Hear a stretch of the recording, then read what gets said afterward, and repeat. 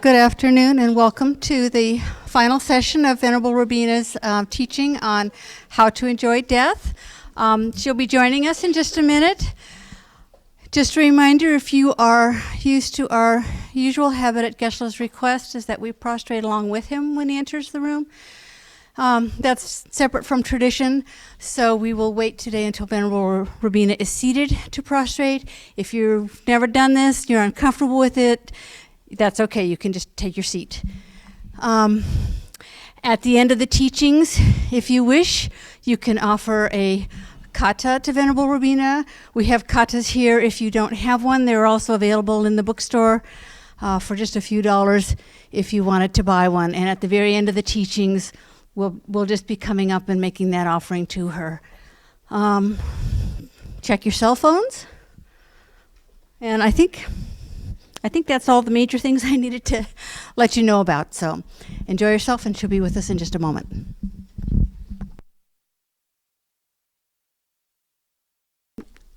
The other thing is she often opens the floor to questions. And if she does, please wait until you have a microphone because the teachings are being streamed. And you need to hold the microphone up close to your mouth in order to be heard.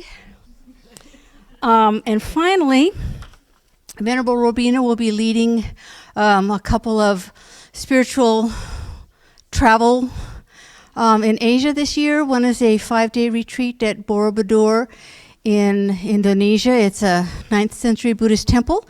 Karen has been there and enjoyed it so much she's pondering going again. Also in October and November, she'll be leading a 4-week retreat in India and Nepal.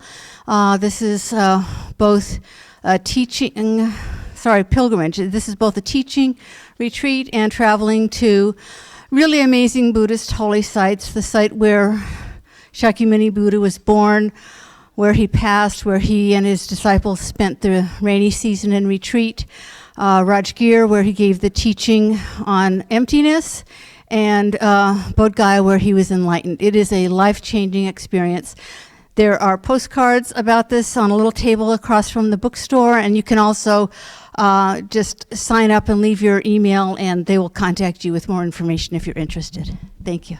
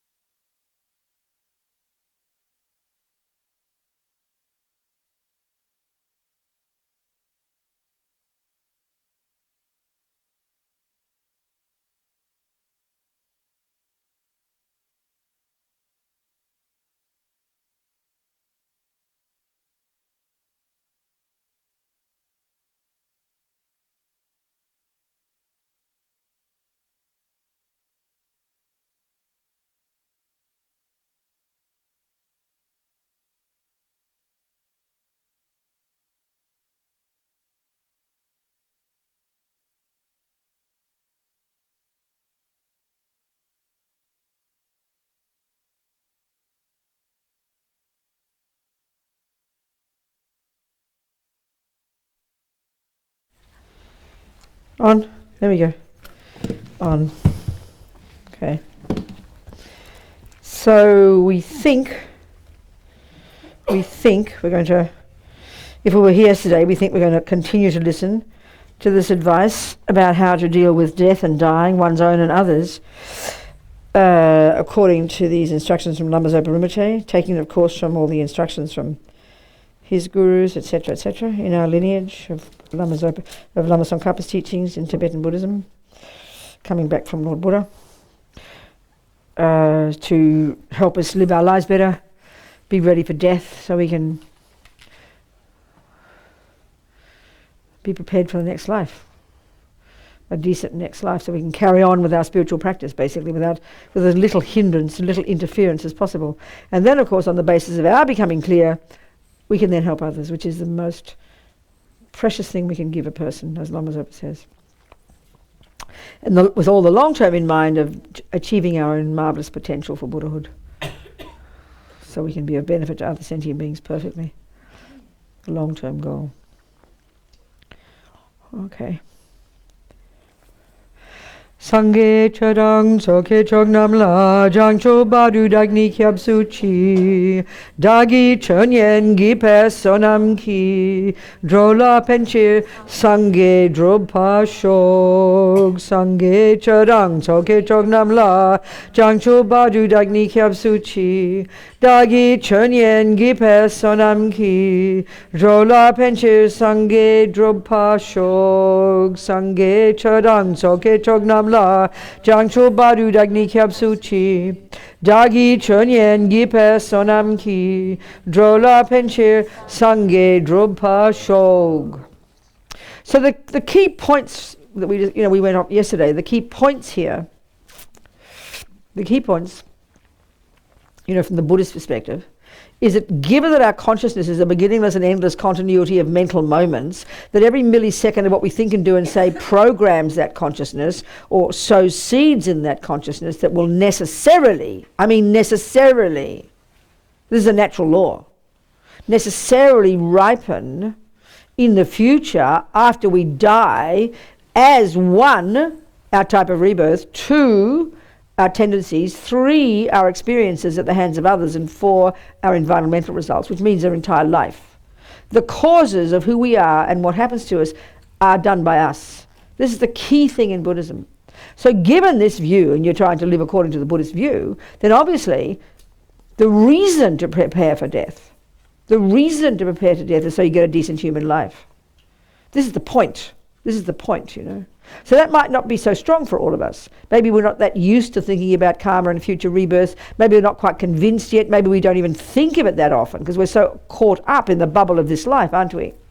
But if we are Buddhists and we're trying to think about why death is important, this forces us to go to that next point. But because if you have your materialist view, we know perfectly well the reason to think about death is for everybody's sake, including your loved ones, because you want it all to be nice for everybody. But when it's not for the sake of the dying person, because when they're dead, they're finished. Now it's all about us. So it's a very different emphasis here. As I mentioned to you, one person who saw the manuscript said, "Well, where's the chapter about grief?" Because that's a crucial point in our culture, because that's what we're left with. And so the main thing in the West is getting people to come to terms with death, not be afraid of death, which is fantastic. And that's included, obviously, in the Buddhist one. But the long-term one is the absolute point for the Buddhist view, And indeed, it will be the same about Christianity. The reason you want to die well is so you can go to heaven with God. It's very straightforward. Very simple.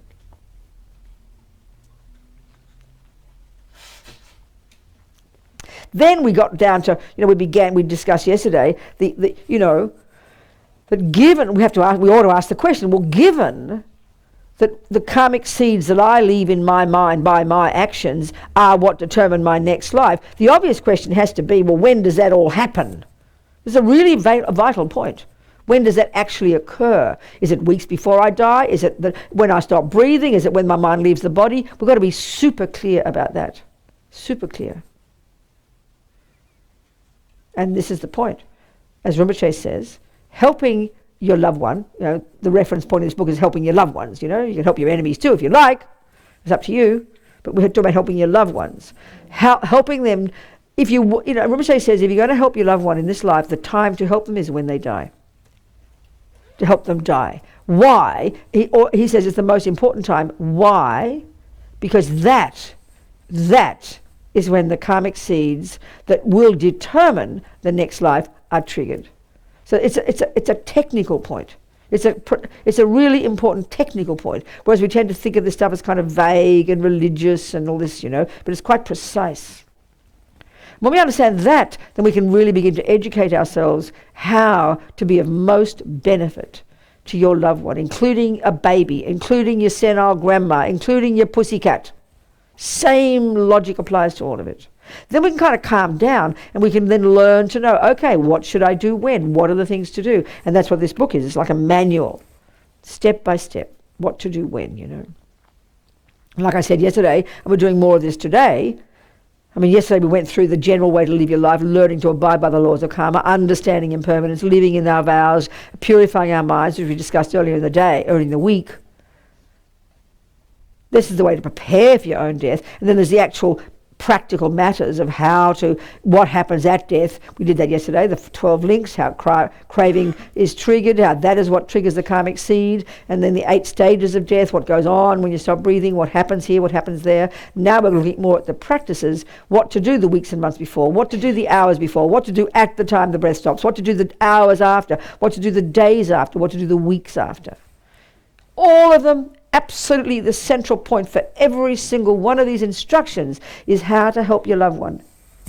Every single step of the way. Every step of the way. It's all about I like to say it's the dying one's gig, Every decision you make is for their sake. It's for their sake. It's for their sake. If you're going to have to deal with your own family and their stuff, keep it out of the death room. That's your business, separately. Everything in this book is about how to help your person come to terms with their death, how to help nourish virtuous karma, how to help them be virtuous, peaceful, how to help them when the time they stop breathing, the period after it, all the way through up to the 7 weeks later, and even after that as well. There's so many things you can do even now. Like, for example, if you've got ashes of your loved one from 20 years ago sitting on your mantelpiece, there's still things you can do, fantastic things you can do with those ashes to help bless them, to turn them into some holy object and help your own loved one 20 years ago, wherever they might be now, So many practices we can do. And then, of course, as I said, in this book, there are many practices at the back of the book, and there's like 2/3 of the book is the practices. Many of the sutras, there's a POA practice in there, there's many of the sutras, many keep looking at the different stages, what to do when, and as we were doing yesterday, the different kinds of practices that we can do at different points,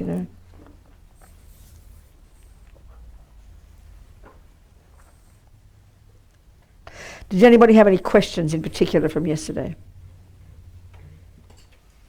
Yes. Microphone, please.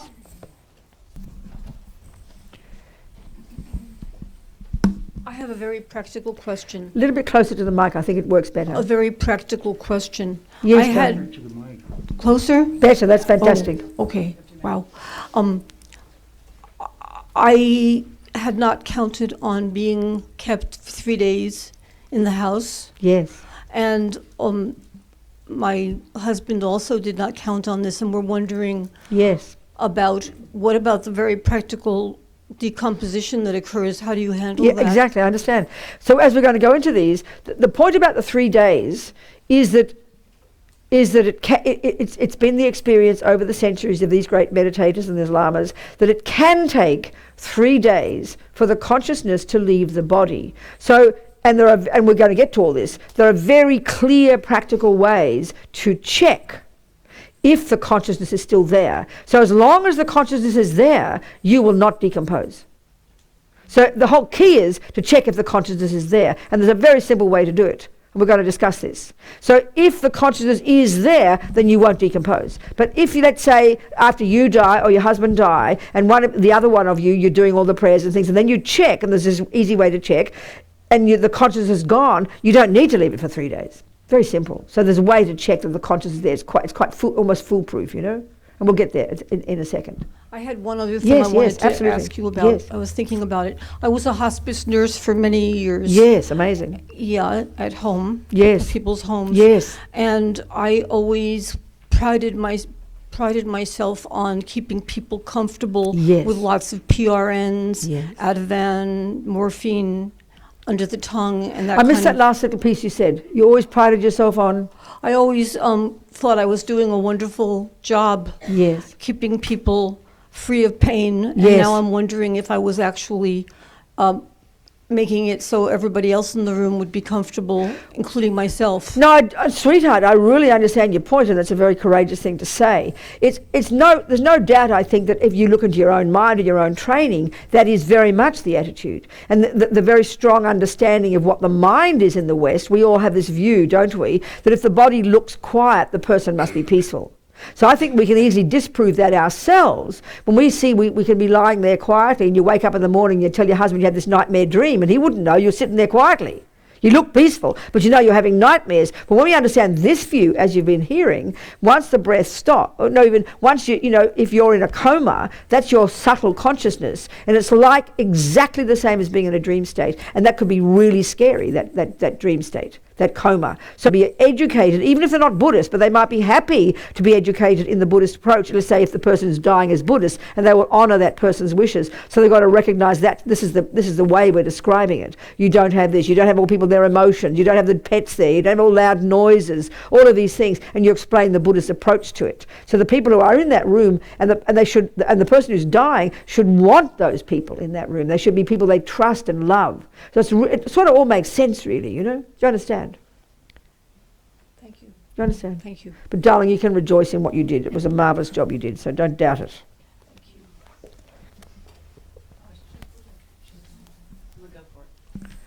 Yes. Just about throwing karma. Yes. So is this the piece you were talking about, that the lamas, that you were getting information different? Was it about throwing karma that was confusing? So I'll just say what I'm thinking and you tell me if it's right or wrong. So we have moments of grasping all the time. We have what? Moments of grasping. Okay. Our whole life. Putting So what's it the way the just catalyst? say the Buddhist way. This 12 links. Have you had teachings on the 12 links yet? Yeah.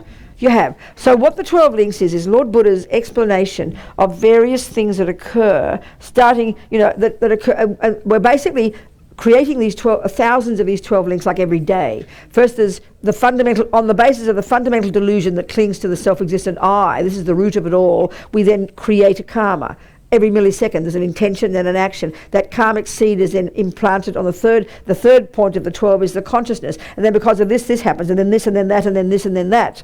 So in daily life in general, 8 and 9 in this 12 links are called craving. Normally, there are sometimes different translations, and sometimes given much commentary on the meaning. But broadly speaking, there's craving and grasping, and they're simply attachment, generally speaking. Attachment is this, and again, I keep saying it, it's got this multi-facets. It's very profound state of mind, and really the Buddha's view effectively when it comes to understanding what our day-to-day suffering, attachment's the main cause, which is not how we think. So because of attachment, which is this constant dissatisfaction, then because of dissatisfaction there's craving, then because of craving we then manipulate to get an object, and then when you see the object the craving makes it look much more delicious than it really is, and then you go to get the object, and then you expect the happiness to come, and then you possess it of yours, and all this drama setting up these habits. So this craving and grasping every millisecond. So roughly, as Rinpoche says, you're like sitting in life, you're sitting relaxed, then you come, this dissatisfaction pops up. Oh, what's missing, You go, oh, cake. Then attachment kicks in. Attachment searches in your mind for what it is you want because you feel like you're missing something. Then you get all excited because you think of cake. And the mind gets all perky, doesn't it? All excited. That's attachment already. Jumps in. Craving. That's craving. Then grasping kicks in that forces you to go and get it. Now, you know yourselves when you try to control yourself with eating. Just say simple, any habit we have, we all know we're junkies for one habit or another, And the thought arises, that's the beginning. And then if it's very strong, even though part of you is saying, I don't want to eat that cake, but you're watching yourself go over and stuff the cake in the mouth.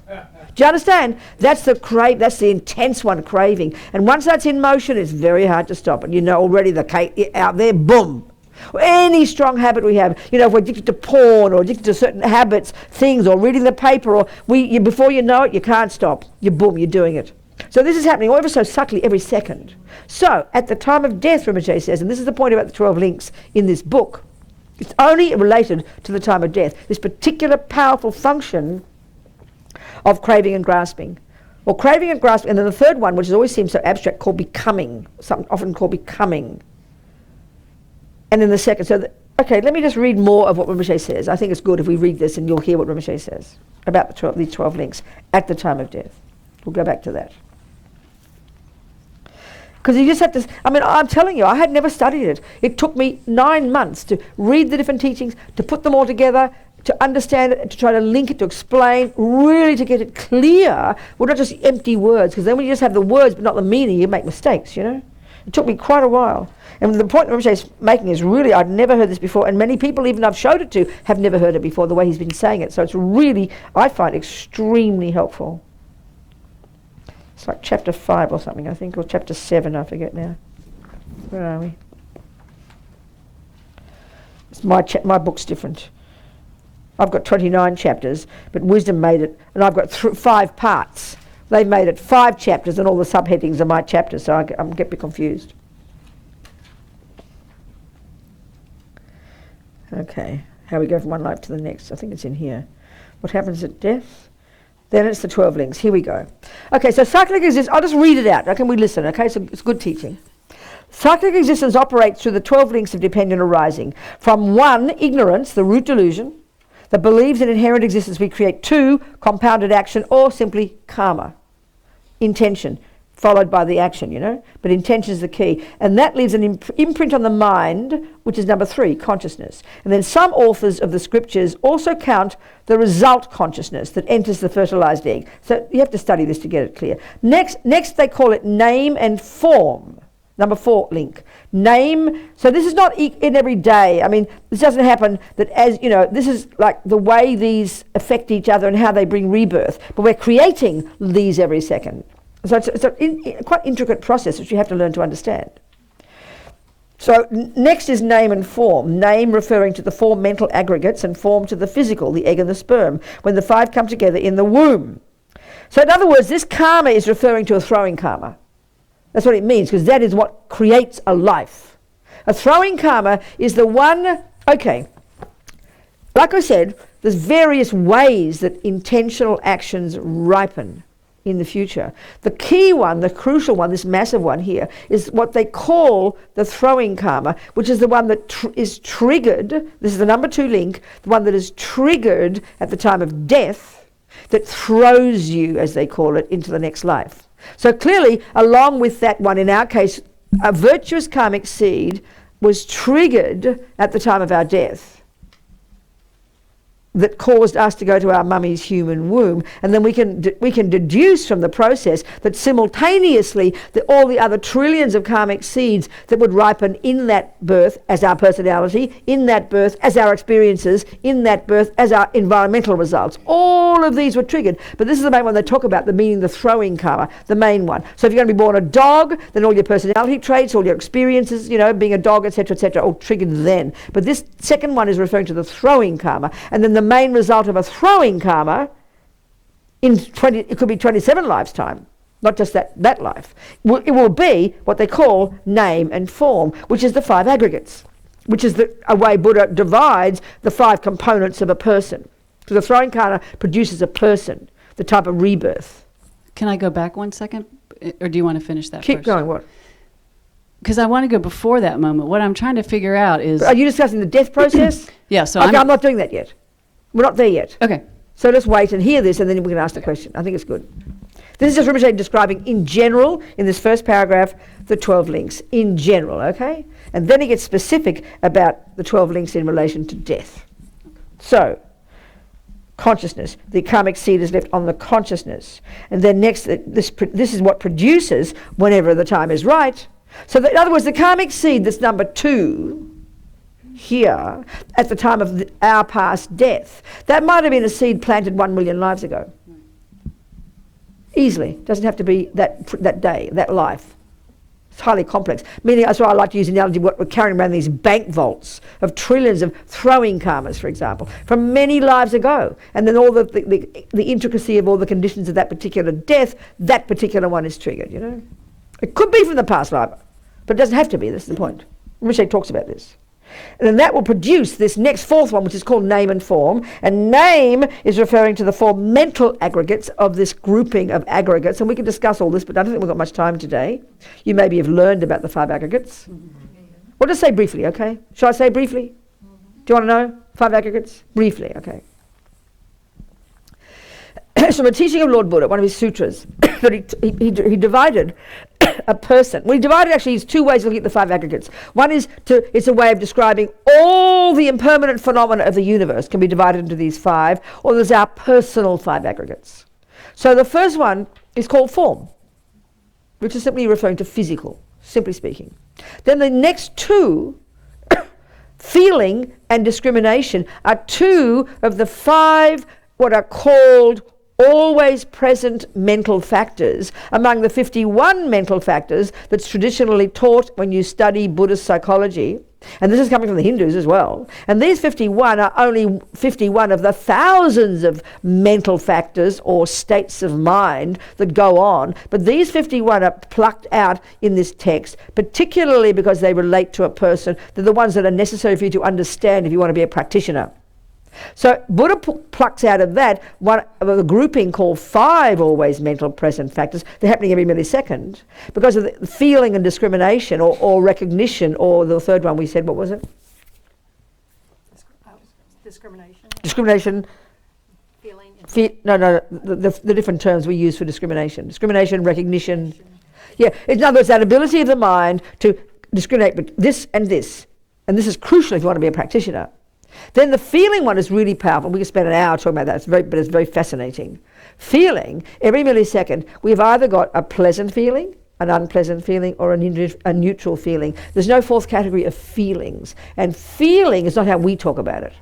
It's very specifically referring to a moment of happiness, a moment of suffering, or a moment of neither, indifference, sort of neutral. And these are all the product of karmas. So these feeling and discrimination are crucial components that relate very strongly to the way attachment is perpetuated, the way samsara is perpetuated. So Buddha plucked these 2 out of all the other thousands of states of mind and gave them their own status as being 2 of the 5 aggregates, the 5 components of a person. Are we communicating? Just because of their crucial role in the way attachment plays out, and therefore the way we create samsara. Okay? The fourth one is called, what's it called? What's the fourth one? Compound, or different terms. Rinpoche calls it, he doesn't call it anything. He does later. Compounded phenomena. It basically is a grab bag of all the other leftover bits that aren't included in form, feeling, discrimination. So the other 49 mental factors are included there, and all the other bits and pieces of impermanent phenomena that aren't included in the other categories. And the 5th one is called consciousness, which confuses us because when we think of feeling and discrimination, they're both mind. But the way they use it here is it's referring to consciousness in general, like your mind stream, or what they call primary consciousness. That's right, isn't it? So we've got to learn these, we've got to study them. And there's a very particular reason Buddha plucked out these 5, because you can just as easily say we're made up of 2 things, body and mind. Or you can say we're made of, and of course in the Western model we're not made up of these at all. It's different whole kettle of fish, So, but we need to study the reasons why Buddha chose those. So, name is referring to the 4 are mental. So consciousness, the 5th one. The first one is physical, and the rest 4 they say are mental. Well, that doesn't make sense though, because what's in that grab bag of compounded phenomena? There's lots of things that aren't also consciousness, aren't there? Never mind, something like that. And then form to the physical, okay, to the egg and sperm. Name and form. It's another way of describing the whole package that is coming as a result of the throwing karma. You with me, people? Okay, that's the 4th of these. And then the next one is called the 6 sense bases. So when they begin to, when these form and name and form begin to develop as the fetus, they're known as the 6 sense bases. Okay, and that means the 6th one they're referring, not the senses themselves, but the 6 sense basis is a way we don't describe it in the West. It's like a subtle physical energy that's a basis of these consciousnesses, this capacity of the mental and the 5 senses functioning. They have to have this sense basis, as they call it. which is like a subtle physical energy, or the mental one is the previous moment, isn't it, of the consciousness? Yeah. Okay. Then the next comes contact. This is in daily life now. On the basis of having these 6 senses and the sense bases, there's then contact, which is a third of these 5 always present mental factors, but it's not in these 5 aggregates though. And that contact is when the mind, when consciousness and mind connects with the external object through the sense bases of the eyes, ears, and so forth.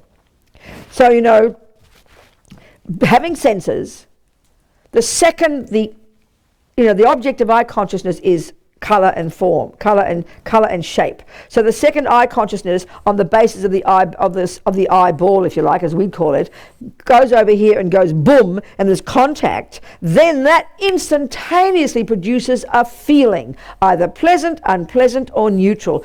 And this is just the way samsara works. So clearly, if there's attachment in my mind for that cup, the millisecond my eye consciousness contacts that shape and colour, instantaneously it triggers a pleasant feeling. Now this is really when it's powerful understanding karma. And this is where, like, say, example of the little boy who was the fisherman. I always use that example. And this is the tragedy of samsara, this whole process. This is the heartbreaking tragedy. So there's this little boy. Due to past karma, he's been in the lower realms. He exhausts the main karma of the lower realms, which is the main result of karma, of his killing. He exhausts that. But the tragedy is he hasn't finished all aspects of the karma. So in this life, like a miracle, he gets a human birth. You know, the karma finishes, and it's from some point from the lower realms, the throwing karma of virtue is triggered at the time of that past life, and then it throws his mind, in this case it's through his consciousness, into his California mummy's womb. Second, all his tendencies in that human life, and his mummy said he was a very nice boy with intelligence and kindness and generosity, lots of good tendencies, they were all triggered. His experiences, good, you know, nice mummy, nice daddy, good people, they liked him, lots of good experiential karma ripened. And the environmental karma also triggered, very nice. But the tragedy was, because he hadn't purified all aspects of killing, the residual results left over are the ones, the tendency to keep killing. This is the worst of the worst of the worst. Because why? Because he hadn't lived in vows of not killing, and he hadn't regretted not killing and vowed never to kill again. That's the tragedy, and that's why vows are so potent, and that's why, as Lama Zopa says, we are insane not to do the purification practice every night, because that's the tragedy. So he's ran out of his main karma of killing. He gets an amazing human life, but he completely puts it down the toilet, because what happens is this. He's just bopping along, little boy, and one day he meets fishing. He has never heard of fishing before, but suddenly what happens is like his memory is triggered. It's not really like a memory, but it's like that. That means his tendency to kill is suddenly triggered by seeing this fishing. Instantaneously, it triggers, and this is the tragedy, this is the one of feeling, this next link, it has contact with that shape and colour, it's label fishing, label killing, instantaneously, that's the contact, it then triggers a pleasant feeling. In fact, with him, a very pleasant feeling. That's another word for happiness. And now, and because at the same time, attachment was triggered. This is the utter tragedy. And attachment causes the object to look extremely delicious. So all this like millisecond happening together. You know, we don't even separate these pieces. The karmic imprint is there. He sees the object. Contact is made. Attachment and all this, they work so much together, you know, because you've got attachment to it, because there's attachment to it, the habit from having done it before, it appears as delicious to him. Now his mummy, who didn't have a tendency to kill, she couldn't bear the thought of killing. She never wanted to think about it, but she was trying to be respectful to her boy. But he always asked her to go with him. One day she did. So this is the point. She sees fishing, no karmic tendency. Instantaneously, her feeling that's triggered is sadness, or is unpleasant. Because she sees these poor fish suffering, you know. So he doesn't know this. He has a very pleasant feeling, and this is the point. That's called feeling. We all know, don't we, because we've got attachment, we are junkies for good feelings. Every single decision we make is to get a good feeling. We are literally in these human bodies, these bodies of desire, these bodies created by attachment. The better way to put it is we are literally junkies for good feelings. Every decision we ever make is to trigger a good feeling. The millisecond my body gets uncomfortable, what do? I have to move my body. Why? Because I don't like unpleasant feelings. The millisecond you get too hot, too tired, too cold, too hungry, too this, you change it because you're desperate for a pleasant feeling. The millisecond an unpleasant feeling, even a mild one comes, we're so distressed. So we are basically junkies for good feelings. And that's this one that's called feeling that's triggered the second you make contact via the senses with that object, sound, smell, whatever it might be. In his case, it was this fishing scenario. Attachment instantaneously was triggered. It made it instantaneously totally divine. So naturally extremely pleasant feelings. So logically what triggers extremely pleasant feelings also will look good, and therefore you'll call it good. And because you want those feelings again, what do you think you're going to do? You're going to go fishing again. What do you think you'll do? That's why we're addicted to things. That's why we can't even, the pathetic little habit to put food in the mouth, because we're junkies for those feelings, and every millisecond a feeling is being triggered. So attachment is not feeling, and feeling, nothing wrong with pleasure. Buddha says, you know what, I've got some method for you babies that will give you such pleasure you won't believe it. The tragedy is we think happiness or good feelings are what we get what attachment wants. And we spend our lives following it. Buddha says, I've got a better method for you, honey. Pleasure, happiness will be permanent and unchanging, and that's what you'll end up with when you give up attachment. So we've got the opposite view. We think happiness is what we get when we get what attachment wants. Happiness means pleasant feeling. He says, no, that's just superficial. It's polluted, it's contaminated, it's up and down like yo-yos, and the big tragedy is it doesn't last. It turns into miserable feelings. The more you get contact with that object, we know it's true. This fisherman, he adored fishing. I guarantee if he had to fish 24 hours a day, never sleeping, he would have died of exhaustion. But we have to have a break from the eating, from the porn, from the video games, from the cake, because we get stuffed, because it turns into something ugly. Then we have a sleep and we get hungry again. We're junkies, basically. Are we communicating here? Okay. Are you sure? This is samsara. Buddha calls this samsara, being junkies. So feeling is triggered every millisecond you contact an object of the senses. And it's either a pleasant feeling, an unpleasant feeling, or a don't care feeling. And we only want the pleasant ones. So we're going to search like vampires for the object that will trigger pleasure. And so of course we think it's the cause of happiness. That's why we do it. Because we want the good feelings. So torturers, pedophiles, that's why they do it. Fishermen, while we eat cake, while we do television, while I read my newspapers, while I go to bed, while I get up, while I do this, everything is to trigger a good feeling. We are junkies for good feelings. And of course we deduce that the cake and the torturing and the fishing and the porn and the games and the tea and the shape and the taste are the cause. Lie. You know what the cause of good feelings is? This is the joke. This is the tragedy. What feelings are, what pleasant feelings are, another bank vault you're lugging around with you is a bank vault of virtuous seeds, okay? All these virtuous seeds we're talking about. This is what's so tragic. Every second of pleasant feeling that we experience is merely triggered by the cake, the porn, the video game, the shape, the colour, or whatever, or the fishing. It's only triggered by it. But the tragedy is the main cause of that pleasant feeling in the torturer's mind, in the pedophile's mind, in your mind, isn't cause. It's only catalyzed. But the pleasant feeling is the ripening of one of your past virtuous karmic seeds. Literally. This is too shocking for our mind. In other words, this is Buddha's view. Buddha's point is fundamental. Virtuous actions will ripen as happiness. Hear the words. What's happiness? It's a series of pleasant feelings. That's it.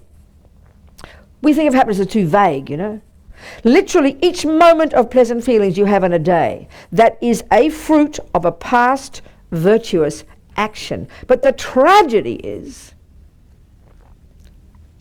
because of attachment and negative karma, we're confused and think it's the fishing that causes the pleasant feeling, the video game that causes the pleasant feeling, the food that causes the pleasant feeling, the torturing that causes the pleasant feeling. It's not. It's merely a catalyst. It's a trigger. It's kind of nightmarish to think of it this way. But any capacity to experience a pleasant feeling is because of a past virtue. And you can see how this could be true, because one day you got a terrible migraine. So what you're feeling, experiencing is unhappy feelings, aren't you? Serious suffering feelings. Wouldn't you agree? They're called unpleasant feelings. And what are they? They're not the headache. They're from the past karma, and your bank vault of negative actions is now ripening every single second. So you try go fishing when you got a pedophile, when you got a migraine. You try having sex when you got a migraine. You try watching video games when you got a migraine. Forget it. And even if you do have sex, it'll make your headache worse. Do you see what I'm saying? Are we communicating here? Are we communicating here? This is technical stuff. This is technical. We've got to learn these things. Then we'll really understand what Buddha means by how we create suffering and how we create happiness. It's technical, you know. So a tragedy is the fisherman. Okay, here he is. The residual result of his past killing, because he hadn't purified it, hadn't vowed never to kill again, and also in his case, he hadn't purified it by having regret. So he died young. He had the experience similar to the cause. He died scuba diving when he was 29. That's the result of past killing. He hadn't purified that, so he died young. And he hadn't purified the tendency, so he spent his life killing fish, never thinking it was causing suffering. And that's the tragedy. On that boat with his mummy not having the hindrance of past habit of killing, not having the hindrance of having a pleasant feeling when he kills, all she saw was suffering. All he could see was pleasure, because his mind, his attachment had made up this novel, this fantasy that he imposed upon the scenario called fishing, which made him as blind as a bat, and he could never see the suffering. This is the tragedy when it comes to harming sentient beings.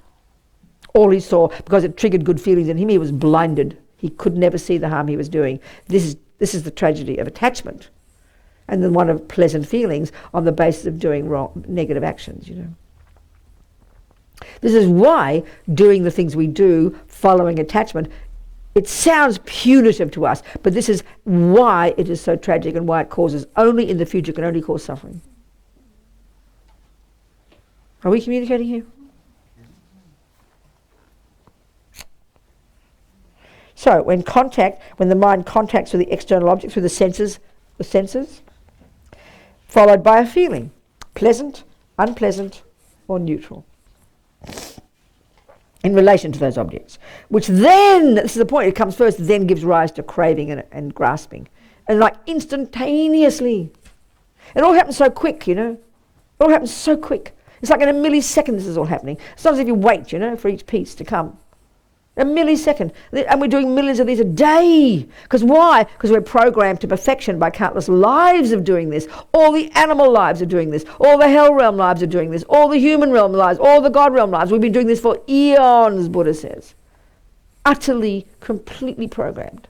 So to cut this process down is incredibly sophisticated, highly, amazingly technical, an amazing practice to even begin to understand this process. This is what's called creating samsara, and we're doing a million of these every day.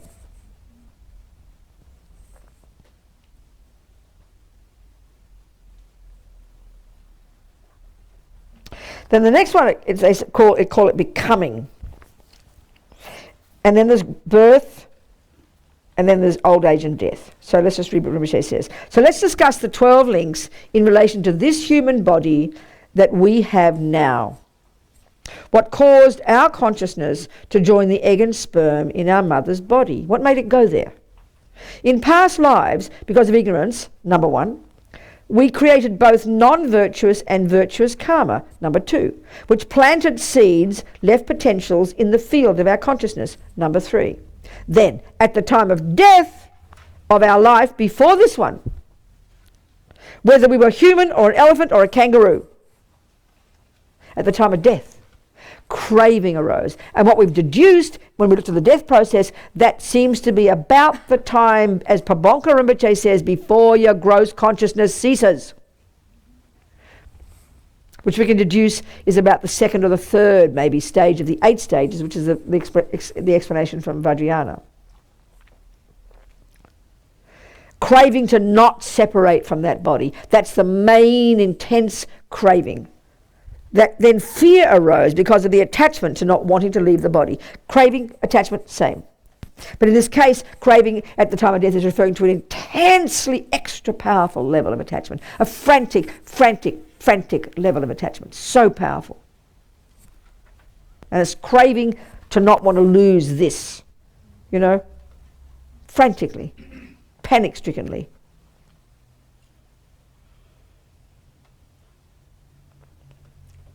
Then fear arose because of the attachment to not want to leave this body. That's what causes fear at the time of death. Then after that, the next one, and then that gives rise to grasping, even more powerful. A stronger form of attachment. This time, in our case, attachment to receiving a human body. Now, in the case of someone who is going to be born in the hot hells, the craving is the same, not wanting to separate their body from their body. But the grasping is to heat,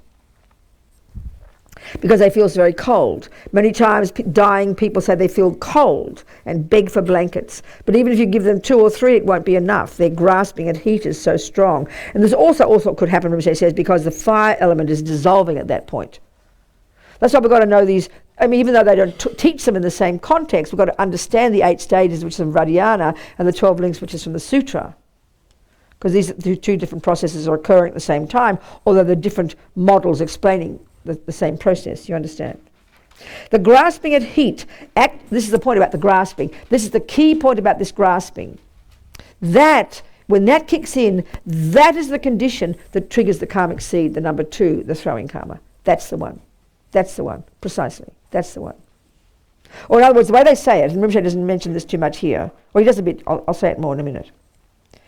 The grasping at heat activates a negative karmic seed, the second link, which causes their mind to migrate to a hell being's body right after death. The grasping is the close condition. There were, of course, the previously created causes. The first link, ignorance, and the second, karma. So the grasping that occurs there is a condition. It's not the main cause. You've got to understand that point. It's got a major one. Like, we think the cake is the main cause of the feeling of pleasure. The cake is merely the trigger. It's another example of a trigger, secondary causes and main causes. The cake, which appears to us, or the fishing for that boy, appears to us to be the direct cause of a pleasant feeling. And that's exactly how we live our lives. We believe this totally. Exactly like that. But it's not true. Like I said, this is shocking to hear. The main cause of that pleasant feeling, in fact, is a past karma of 57 lives ago of virtue. Of virtue. And it's like, that the triggering of it is seeing the cake. The cake's a secondary cause. And this is a tragedy. This is why doing something negative on the basis of attachment is the killer. But we think it's the cause of the pleasant feeling. Pleasant feeling, I'm just going off again. Pleasant feeling is not attachment. Pleasant feeling is happiness. Happiness is valid. There's nothing deluded about happiness. Happiness is a pleasant feeling, and we want bucket loads of pleasant feelings. And what Buddha's saying is, like I said before, he's got this method for us to eventually have only pleasant feelings ever. Literally. That's when you've achieved nirvana.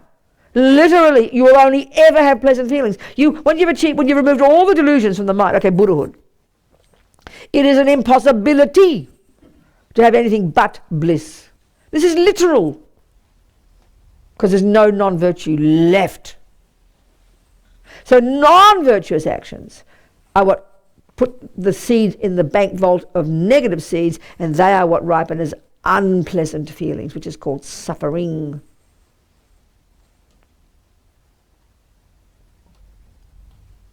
So the cake is a trigger, not the main cause. The fishing, the video game, the tup, the thing, the whatever, the sense objects are merely the trigger. So here, the grasping, which is intense attachment to whatever's in, if we've trained, like Rinpoche is deducing, that we've trained our mind in our past, or no, if we were an animal, we couldn't have trained our mind. But for whatever, this is why I find fascinating, Geshe helped me a lot with this, to really try and imagine if you were a dog, and this grasping is to the next human life. So there must have been that's really quite abstract. How that is, I'm trying to work it out. Do you see what I'm saying? It's very interesting. It's hard to really work that one out. There has to be grasping, Rinpoche says, even if we're a kangaroo. There has to be, that grasping was, at that moment, a grasping to a human form, a human next life. You think, how can that be? I don't know, I'm just quoting what Rinpoche says. I wish we had more commentary on it. Because at some point we've been in the lower realms, so obviously we've made the transition. We got a human birth. And this grasping has to have been at a human birth. This is me talking now. This is how I think we can really help our pets. I'm just deducing this. It's not coming any source. I'm thinking it through. There's your pussy. There's your doggy. Dying. Suffering. Fearful. Forget the physical. Fearful. Because they know it's coming. It's this deep instinctive thing in them. But they've got you. They rely on you. You're a human. They rely on you. You make them feel safe. You stroke them. You're kind to them. You're having Buddha's mantras playing so they're feeling peaceful. But they're relying on you every second and they can see you with their eyes. Maybe that is the one, even they can grasping at you as a human and at the same time hearing Buddha. I'm not sure. Don't be surprised. That can help trigger a virtuous seed. That's why they've got to be conscious. They've got to be conscious, you know. Not just drugged out or knocked off at the vet. Calling it putting them down.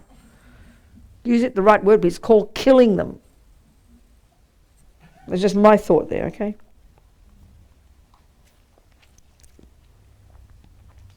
So the grasping in this case of a person who's got intense craving and then freaking out and holding on, grasping even more at heat, it triggers their mind to, you know, and that triggers that's the kind of thing that triggers, then they go, okay, this one, okay, I'll just read what it says, sorry.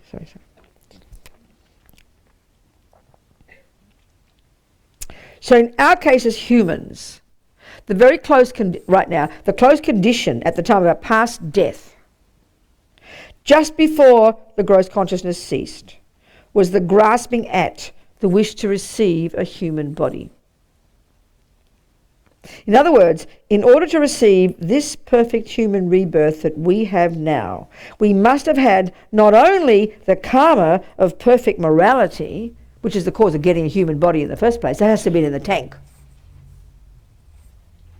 and the great generosity, which is the cause of being born in a place where we can get jobs and have money and have leisure so we can practice our Dharma. But also we would have had the strong desire, the grasping, the ninth link, to have a human body. When we understand that attachment to this life is never virtuous, and what that means is that attachment to that cake is non-virtuous. Don't hear it in a negative way. Don't hear it in a sort of mean way, like Buddha's trying to make you miserable.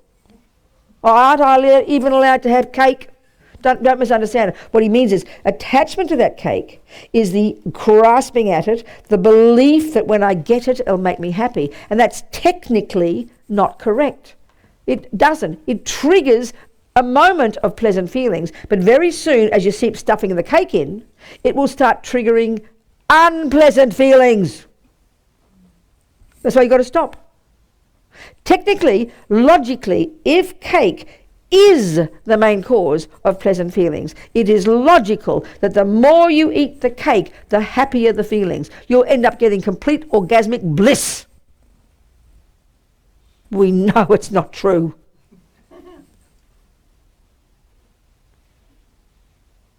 So it's not wrong to say those things we do trigger good feelings, including the pedophile. It does trigger good feelings. But the way Buddha says is that because they're junky, they're totally contaminated with our craving and they can't last long. They don't last. They're not possible to last. They're not possible to last. They turn into ugly feelings. When we analyse this, we will see the truth of it. But because we're such junkies, we don't want to know it. We live in denial. We live in denial of the fact that cake makes us unhappy because we get stuffed, we eat too much, then we get fat, then we feel guilty, then we have to go on a diet. This endless drama we do, you know. We forget all that when we see the cake. We just go, oh, there it is again, it's going to make me happy, you know. Boom, in the mouth again. That's how we are, junkies, you know.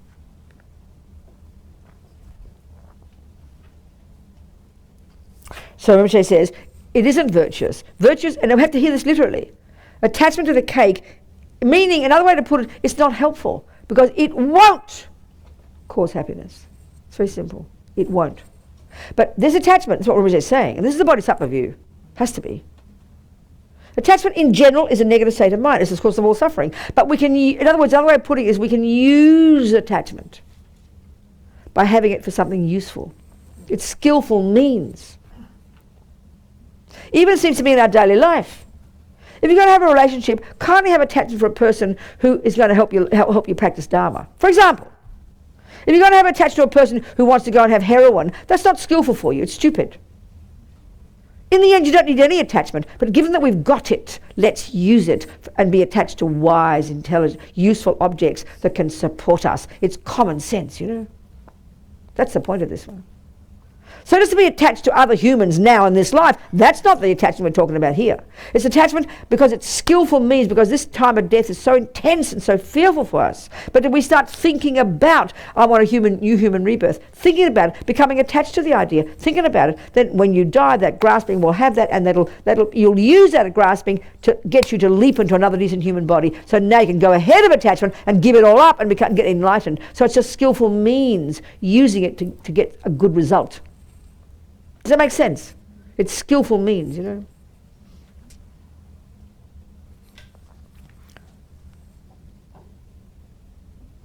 So when we understand that attachment to this life is never virtuous, again, don't hear it as punitive. It literally means it doesn't work, because you won't get happiness. You won't get happiness. You'll get a moment of it.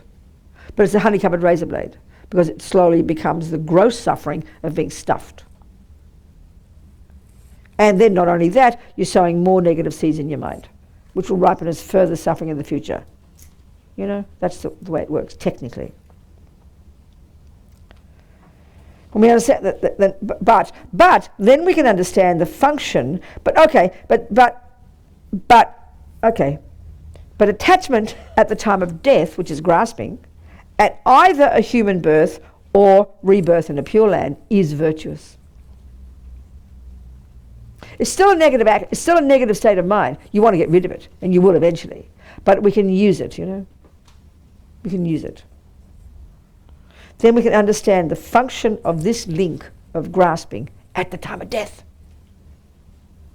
In other words, this is another thing he's saying, whereas craving and grasping are certainly operating in our daily life in the form of attachment, in the context of the 12 links, they are more to do with the connection of one life to the next. The karmic seed that gives rise to the new rebirth is there on our mind, the second link, but it's grasping that activates its ripening. And that's why, at that period when the death process starts, that is the crucial time when you are needed most. That's it. That's the one, to help the person be peaceful and virtuous. That's it. So important. So to summarize, 5 of the links are causes from past lives. 3 delusions, the 3 links of ignorance, craving and grasping. They're there from past lives. And 2 karmas, the links of compounded action, which is number 2, and this 10th one, which is called becoming. Just a curious one. So, first there was the delusion, ignorance, the root delusion, ego grasping, the first link. Then the delusions arising at the time of death, the 8th, craving, and the 9th, grasping. Then there were the 2 karmas, the second link, in our case, a virtuous karma, which could have been created thousands, even millions of lives ago. And the second karma, becoming, the 10th link. What that is this. The previously created karmic seed, number 2, made ready by craving and grasping at death. That's what's called becoming. It is these 5 that formed these aggregates, this body and mind, this samsara. Of the 7 results that manifest in this life, the 11th link, birth, this is very interesting, the 11th link, birth, started at the moment our consciousness joined the fertilized egg. That's what's called birth, according to the 12 links. Old age, listen to this, birth was the first second in your mother's womb. Old age began at the second second. It's downhill from the second second of conception. You're on the way to death. And as he says, so the beginning of the 12th, old age and death, started the next moment in the womb. Old age is not just what is known in this world, the wrinkles and the white hair and so forth. Now, all there is left is death.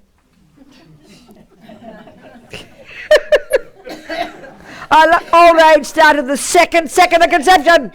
Well, no, I had this tendency. I have to be so careful. I see a brand new baby, and I almost have to refrain from saying, "Oh God, it's nearly dead already." I have to be careful, you know.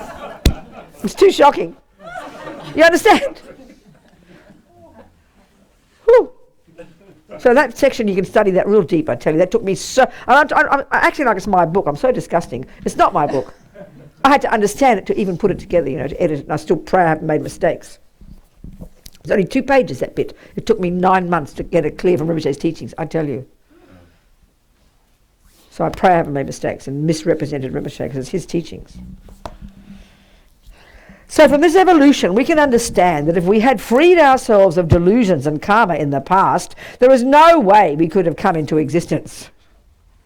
There'd be no reason at all to have taken this human body, to have to experience the suffering of rebirth, the suffering of sickness, the suffering of old age, and the suffering of death, not to mention all the other problems that we experience in daily life that are not included in these 4. Because we didn't cease delusions and karma in our past life by following the path, this self, this person, is still caught up in samsara.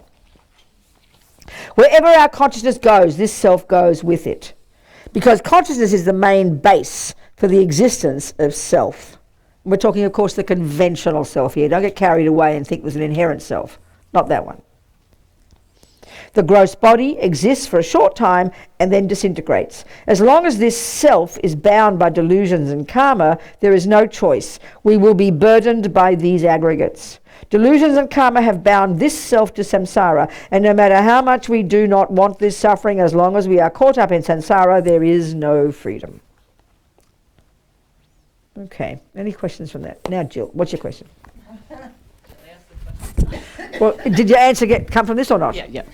So I guess it's kind of hard to pull it out now. So if, is it literally like right before, I guess I'm looking for timing, so I'm dying and my good friend's here with me. My daughter's in the room and I grasp at my daughter, right? So I go, Rinpoche, you know, and I start remembering Geshe-la, bodhicitta, daughter, you know, food, or not food anymore, life, this life, sure, that's and, right. and I'm grasping. That's your craving. So, that's your holding on, craving. So all this, everything that's arising, have come in your from, mind, right? In my mind, all the grasping that's arising, all the grasping, the attachment, all the attachment that's happening, and it's not an lucid, clear mind. It's because I'm almost dead. So it's from a previous moment of mind that's caused that to come. So if I think of Rinpoche, it's from a previous moment of mind. I think everything's from a previous moment. So I'm looking... Well, in other words, putting it that way, it's simply the tendency you've practiced strongly. Right. If you've mainly practiced attachment, you'll forget Rinpoche. If you've mainly practiced your virtue, you'll remember Rinpoche. So yeah, that's a tendency. She's and you've trained your Rinpoche tendency in my ear. We got to... Exactly, that's right. So, and there's pictures, because you all have done that for me. That's right. So the throwing karma, though, is like, it's just the last one, the last moment, or that's what I'm looking for. That's what it's the catalyst. But I said it's in here. It's in the teachings. It's just that's what I said. When this is what Rinpoche says. The biggest grasping. What? The last biggest, the most heaviest grasping at the last moment is the throwing. Not the last moment at all. Nothing like the last moment. That's what I'm looking for. Pre. It's in here though. So as you study it, you'll see. So this is happening, and this is what we discussed yesterday. The death process. So I'll go back to it to answer your question. Go back to the death process, which is chapter 8, I think, or 9. Here we go. Chapter 10, chapter 9. The 8 stages according to Vajrayana. Okay? Okay? Clear? All right. The very first one, your eye consciousness ceases. Your capacity to hold a lot of information in your mind ceases. Your earth element ceases. And then you have the vision of the mirage. Then and your mind's already getting weaker, you know. Second, feeling dissolves, meaning less distinction between pleasant pain and indifference. Okay, you're losing the plot. Ear consciousness is beginning to cease, meaning your gross consciousness is getting less and less capable. About this point, it seems, and the wisdom. Then about this point, your dying thoughts activate the karmic seed that determines your next rebirth. At this point, you're losing the plot, but you're still able to a bit put two and two together at this point. You're not dead yet. You still can move your body. Your body hasn't become stopped yet. Your eye consciousness, even by now, will even not, your eyes might not open and close. So it seems around this time, when you're losing the plot, that this is when the craving and grasping are strong. So, as Prabhupada Rinpoche says, that's in now after the second stage, we've inserted this. As Prabhupada Rinpoche says in Liberation in the Palm of Your Hand, your dying thoughts, and this is about now, activate the karma that will be the cause of your next rebirth. And the activators of this throwing karma are the 8th and 9th links. Rinpoche says specifically grasping the 9th. That's the final trigger. And that's happening about now. When you still can think a little bit, so put two and two together. He says it's as discussed, that this takes place, Rinpoche says, Pabonka Rinpoche says, while the mind is still active and can still recall virtue or be reminded of it by other people. And that's now. This doesn't mean you haven't got craving before, but these links seem to be the one, this is when they're kicking in. This is when they're kicking in. And before you lose the plot, that's when you see people who are going through this process and they're looking into the distance like there's some blissful thing they're looking at, like Steve Jobs one, or people dying blissfully, because already their mind is going through the process, their grosser mind is ceasing, and therefore their subtle is becoming more prevalent. They can see their next life, and it's like blissful. And those who for whom, and that means you can deduce, that means that karmic seed has already been triggered, a virtuous one. You can see the sign of it. Do you see?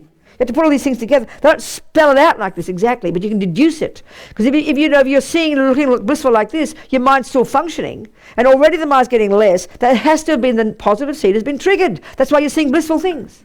But if you're freaking out and clinging and grasping and vampires and horror and demons and sheep coming at you, that implies, and your body's still moving.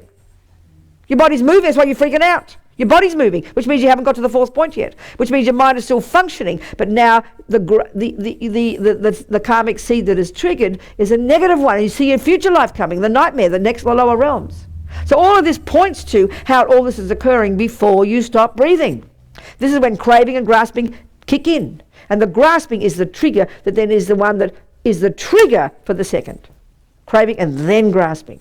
So our craving can be for my daughter, my beloveds, but then you remember your virtue, you remember your guru, you hear the words, and the next one is the grasping, which happens spontaneously, and you think of your future life, you think of the Pure Lands, and that'll help you go there. So you divert the process, Do you understand? Is that clear, people? Yes. Yes. Microphone.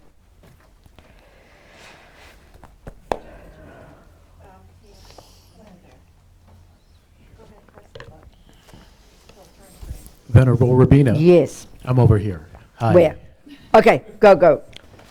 So we've been talking a lot about how to help someone when they're on their deathbed. That's right. How do we help someone who has that sudden death or violent death? Okay, I understand. And then we come upon I know. That comes later in the scenarios where, once the person's dead. So all of this commentary is the typical one the lamas give for a person who's dying gradually. We have to learn all this, Then, once the person's mind has stopped, we had to put different sections, different scenarios. So what to do if your loved one dies at home? Assumption being maybe 3 days. What to do if your loved one dies in hospital? Assumption half an hour if you're lucky. Do you understand? Before you have to give the body away. What to do if your loved one dies suddenly? And what to do if your loved one gives the organs. They're the 4 main scenarios, I'd say, So then the one of sudden, none of this is occurring, of course. That's why you've got to rely on the good life. But this is much more powerful because there's not much you can do in that period. And then this is why, again, for the sudden one, we have to have education. Because the second a person's dropped dead in their soup or they vomit on the floor or in a car accident, we have a panic attack. So to keep your mind steady then is not that easy.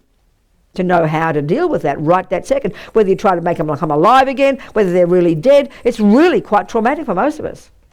So there's very little you can do for that person, because if they're, who was it? Somebody I heard recently, it was shocking. Yeah, Miles Davis. I nearly cried when I read this. I'm a total fan of Miles Davis. I'm a complete fan of Miles Davis. But this I found heartbreaking. He had intense anger, apparently. A brilliant being. I adore Miles Davis.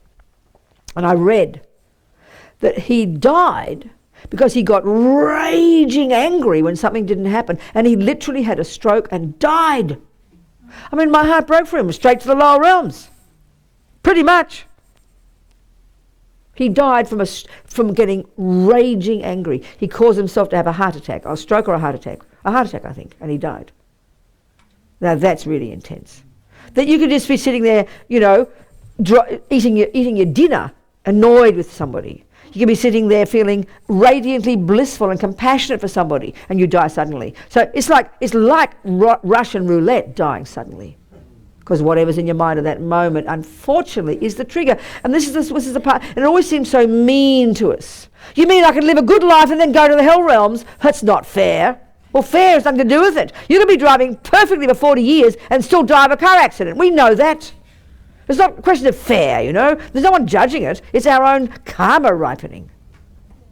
Which is why it's not enough just to be a nice person. It's not enough just to even live in vows. You've got to do purification as well, because that gets you ahead of the game. That clears the weeds, so that when you do die, you can be more likely to have a virtuous karma seed triggered, you know. That's why all these fundamental practices in daily life are so crucial. Do you understand? And all the practices to do are the same practices. You see, Rinpoche, when he teaches, he doesn't teach it chronologically. We have to make it chronological, because that's what suits us. It's much better. The same practices, whether they die suddenly, whether they do this. It's all the King of Prayers, Medicine Buddha, put a mantra on their head, do this, do that. It's the same. But you had to put the scenarios, because that helps our mind. Do you understand what I'm saying? We'll go into those in a minute, okay? Thank you. Okay. Are we communicating? This book blew my mind, I tell you. I'm so happy to do it. I'm so excited, you can hear. Well, I was always excited, aren't I? I know. Okay, we'll keep going. The different practices to do different times. Okay? So we were discussing, we went this yesterday, what to do, you know, the weeks and months before. So all the different types of practices. Rinpoche mentioned so many, you know, as we were discussing. All the things to see, all the things to touch, the prayer wheel, the blessing string, the text, the prayers on your body, the stupa, the text, that's all in that first section. Then what to hear. You know, so many things what to hear. What to see, the pictures, the stupas, the statues, the prayer wheels, your guru's photo, Jesus, whoever turns you on, you know. My friend who's lying in bed, she's got them on her roof, on her ceiling. Then this next section is what to think about. What to think about. What to think about. Make sure your loved one has given away their possessions. It's called a will, but it's really helpful for the person, you know, to stop the clinging to their things, or they're happy to have given them away. Of course, if your mummy's really manipulative and wants to divide the family and is obsessed with what she's giving away, she's going to have more attachment, unfortunately. People do that, sometimes play games with their will and everything, to, you know, whatever. But giving it away can release you from it all, which is so important. Talk about your loved one's guru, or Buddha, or God, as I said. You know, whatever works for your mummy's mind. Talk about heaven to the Christians. Just give them, rave on about how lovely heaven is. How so delicious, so beautiful, so peaceful, and God is there, and He adores you, and is one. In other words, this is the point, this is the point, this is the point. When we understand attachment, one of its powerful functions is to look forward to something. This is why the craving of death is so terrifying, because it's not looking forward to anything, it's holding on to what we've got. But if you can train your mind, which is really like the grasping, to look forward to something, then you can be skillful for their mind, you know. You release the attachment to now, and you look forward to the next bit, which is what we do every day. We're always looking forward to something. And that can be what's so neurotic about us. We can never sit for 1 second. Our mind's racing ahead. But this is when it's good. This is like a miracle for people's mind. If they've had faith in God, you know. Okay, of course, for us Buddhists too. But for your mummy. And like I said to you, maybe they haven't thought about God for years. But remind them, they might be delighted to, they're desperate to find something to hang on to. They'll be so relieved to remember God, but they haven't got enough strength to think of it themselves. So be brave, bring it up. If they tell you to go away and don't talk about God to me, then okay, you learn they don't want God. But Don't be scared about it. Do you hear my point?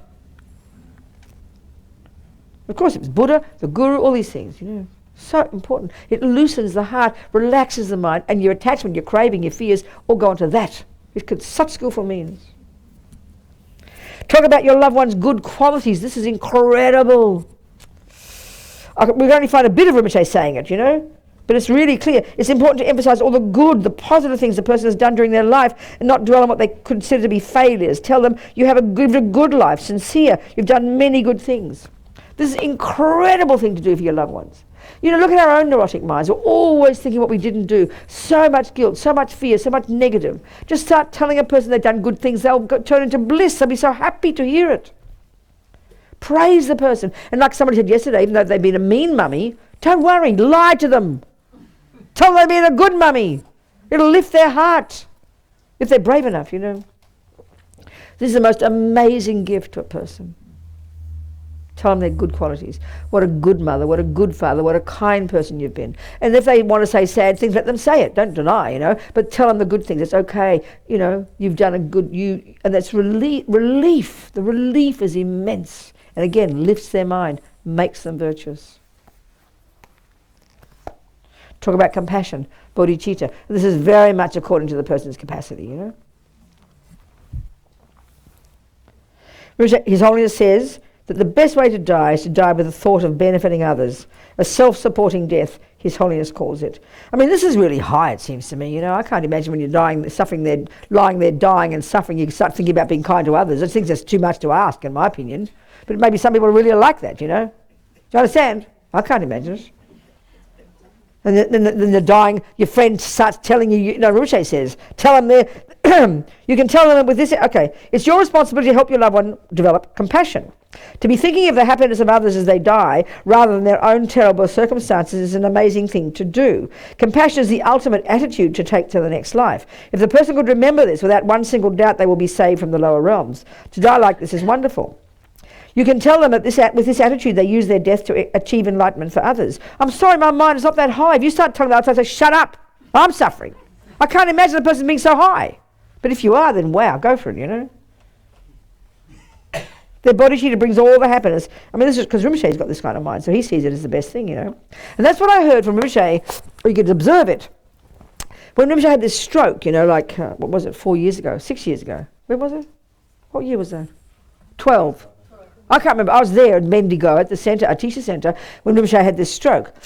And they took him off to the hospital, to the local Catholic hospital. And Roger stayed there the whole time, Sangpo stayed there the whole time, Dan Knight with him, you know. And people said that, like, even though we saw the next morning, Roger started videoing, and we saw this video of Rinpoche after his stroke, he sounded like a drunk, senile person. You understand? His face was all puffed up, but he was laughing the whole time. It was like he was a wacko mad person. He couldn't speak, he was completely drunk, he couldn't hear any words, he couldn't walk, but apparently he was like blissful, laughing. His Holiness, when he had a meeting with His Holiness, someone told me he was there. And Sangpo, who's he's like his little butler, a really close connection, this young monk who just takes care of every second of Rinpoche's needs, you know. Very sweet, calm, steady boy. Very beautiful boy, it seems. So His Holiness was with Rinpoche and Sangpo was there, and he was stroking Rinpoche's right arm and being so kind to him. And he said, when did you first notice you had the stroke? And Rinpoche said, well, when Sangpo laughed at me. So suddenly Rinpoche started slurring his words, you know. Sangpo burst out laughing. We'd go, oh my God, what's happening? He burst out laughing, you know. Anyway, whatever, they fixed him. And then His Holiness says, oh, that's not good, laughing at your guru. And then he said, oh, of course, it's really nice, showing close connection between the disciple and the guru, you know. But Rinpoche apparently was like this over the top, suddenly extra levels of incredible compassion. His response to the suffering. He was laughing, he was like joyful. And these Catholic nuns were shocked. They'd never seen anything so weird in their lives. Most people have drama and have counselling and are freaking out and are panic-stricken. People are crying. All these monks, these people laughing, you know. Rinpoche stumbling, couldn't talk, doing his swimming in the thing with his, you know, little kind of thing. And he'd talk about how he thought about the people who use the pillow, the people who'd use the cushion, the people who'd use the sheet. He just never stopped talking about compassion. So you can see a person at that level, it's genuine, you know. You don't pretend. It just boggles my mind, I tell you. It's the way to go. We can aspire to it. The next lot are what to hear. I tell you, this chap took me 47 years. Rinpoche has come up with mantras that no one on earth has heard of, you know. He finds them in the most obscure sutras, and he's so delighted. He quotes you what Buddha says, and then, of course, he gives them all these different names, and all the poor Sanskrit scholars can't find where it comes from. And so it's just so long to sort of work out which ones. I mean, it took me, I can't describe how long it took just to get this list of mantras. So the first one, the best one he always says is, hear the names of the Buddhas. Recite the names of the 7 medicine Buddhas, he says. There's a practice in which you visualize the main medicine Buddha and 6 others, in which includes the prayer of the 7 limbs. There is an entire sutra, the Medicine Buddha Sutra, that describes the unbelievable benefits of the Medicine Buddha practice. I think, you know, the Medicine Buddha promised that whoever chants his name or mantra will have all their prayers and wishes fulfilled. In the past, when the Medicine Buddha was a bodhisattva with unbearable compassion that encompasses all our sentient beings, he made countless prayers to pacify our many problems. Therefore, all the prayers that the Medicine Buddha made in the past will now be fulfilled. I heard a story about someone who was very sick and could not move his body. He was alone in the house. His medicine was in the bathroom, and he was unable to get off his bed to fetch it. Lying there, thinking about how to get his medicine, he turned his head towards the Medicine Buddha statue on his bedside table, and there was his medicine in the hand of the Medicine Buddha. These are such sweet stories, aren't they? You know, if you're cynic, you think they're ridiculous. Never mind. You can believe it or not, I don't care. Then you can recite the 35 Buddhas confession. Then you can hear mantras, many, this all this endless mantras. It is good to chant or play mantras so the dying person can hear them. This can lift them from sadness or depression. In general, all mantras are very powerful. Simply hearing them can purify negative karma and protect them from the lower realms. So this is the one about your cat, your dog, the ant, the mouse, your senile grandma, the baby. You know, if you can, the most precious gift, according to Rinpoche, but you can give them. You can't talk about things, they're gone. You lost the plot, you know. They may be in a coma. But you can just have CDs, you know, even if you're animals, especially 24 hours a day, pleasant sound, mantras quietly, subtle. So even though they're in a coma, it can only benefit their mind. You can't give them a better gift. You can't get the dog to create virtue. You can't get your poor old senile grandma to create virtue. But this puts deep imprints and it hooks the Buddha. The Buddha can be there, you know. Like I told you, my friend in coma for a couple of weeks, and all I said every now and again in her ear was, Judy, Tsongsa Khenche Rinpoche is praying for you. I said the name of her guru, you know. And that was the only thing she remembered when she came out of her coma. Jeffrey Hopkins, you know, the professor. When I did my first issue of Mandala in 95, I interviewed him. He got Lyme's disease. And he was in a deep coma. They didn't think he'd come out alive. And he had to come out and learn to speak and everything again. But he said the only thing he could remember in that chaos in his mind was Manjushri's mantra, Omarapa Sanadi. He said Ling Rinpoche always said to him, never forget this mantra. The only thing he could find in his mind was the mantra of Manjushri. So, you know, maybe, you know, if you have faith in the Buddhas, this is the power of the Buddhas, the power of the holy beings. That's why it's such a stupendous gift. And even if this is the one about helping your animals.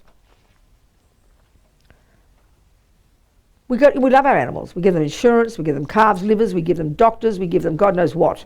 But you go to work, you leave them in their ignorance for 8 hours. All you've got to do is turn on a CD, turn on a computer, and have them hear mantras all day. You can't wish to give them a better gift. The imprint is incredible for their mind. And remember the Buddha's view about karma. There's not a millisecond of anything that any sentient being sees, hears, touches, tastes, smells, or thinks about that leaves their mind. It all goes in it. You're programming in their mind. So guaranteed it blesses them now, and the Buddha will grab them at the time of death and take them to the next life. Don't be surprised. Hear mantras, millions of them. All these special mantras. Which gives the benefit of everyone, you know. There's a special mantra, Rinpoche says, the mantra for alleviating fear or pain. There's another, recite the name mantra of His Holiness the Dalai Lama, or your guru's mantra. Recite the name mantras of the Buddha who protects from the lower realms. There's another one, he's got a special job. Recite other mantras, such as Amitabha Buddha's. Recite the 10 powerful mantras. Recite the Compassion Buddha, the Compassion Buddha, Medicine Buddha, Wish-Granting Wheel Grunt, Mitugpa, Namgelma, Padmasambhava, Kunrig, Milarepa. Unfortunately, for my mind, these are the names Rinpoche gives, but wisdom has used all the Sanskrit names, which Rinpoche never uses. So you're going to have to sort of get used to these Sanskrit ones, because that's the correct way to do it, apparently. But in this version here, which is the free PDF, you've got Rinpoche's names. So you have to get used to that. Hear sutras. There's a particular sutra apparently called the Great Noble Sutra on entering the gate of Vaisali, is to help alleviate pain. It's really said to be that, very powerful. Recite the Heart Sutra, recite the Vajrakata Sutra. All these are in the book. All these are in the book. Play recordings of videos of teachings. Absolutely, if a person's got a guru, absolutely have it on day and night. Hearing that quietly in the background, hearing the voice of their guru. You couldn't, again, wish for a better gift to the dying one. What to meditate on. And there's recite the medicine Buddha practice. This is one Rinpoche really recommends. Meditate using stupas. Rinpoche's written a sweet little meditation you can guide for your loved one about healing and light coming from the sutra. Meditate on Tonglen, giving and taking. He says that's for really the brave people, Meditate on the death process. You go through the death process, training their mind to get familiar with it. It's in the book. Sleep meditations. You sleep in the lion position. It's all explained how to do that. Meditate on the process of going to sleep, which is similar to the death. Sleep with bodhicitta. Sleep in the guru's lap. There's a very sweet way to think of going to sleep in your guru's lap, Sleep with emptiness. A very sweet meditation Rinpoche gave about that. Meditate on the emptiness of death. Meditate on the emptiness of the mind. Help your loved one with their daily practices. That's a really powerful one. If people got commitments, you want to have a person reading them for them, or have them on a tape recording, a CD, I mean, I've recorded all my prayers on my iPod, so, having your own prayers every day, hearing them, even if you're unconscious, it goes in deep, Help your loved one, and then help your loved one practice POA, if that's their practice. They can do POA themselves, if they've got that initiation. Then what to do to purify negative karma. The different practices, The negative karma that we've already created is what causes fear. So in order to not be afraid of death, for it not to be frightening, we need to purify our negative karma. The purification practices are the solution. Then we will have a happy death, and it will be much easier to attain liberation and actualize enlightenment. You can lead your loved one in various purification practices, depending on their level of practice. Prostrations to the 35 Buddhas, the practice of Vajrasattva and the 4 opponent powers. If they've taken a highest Tantra initiation, you could help them with other practices, such as Samaya Vajra, which is a particular practice of purifying our broken commitments, in the book. And the offering of Tog, especially powerful, Rinpoche says, that's in the book. And if they have completed the deity's retreat and the fire puja, one of the most powerful ways for them to purify is to take a self-initiation. This is not in the book.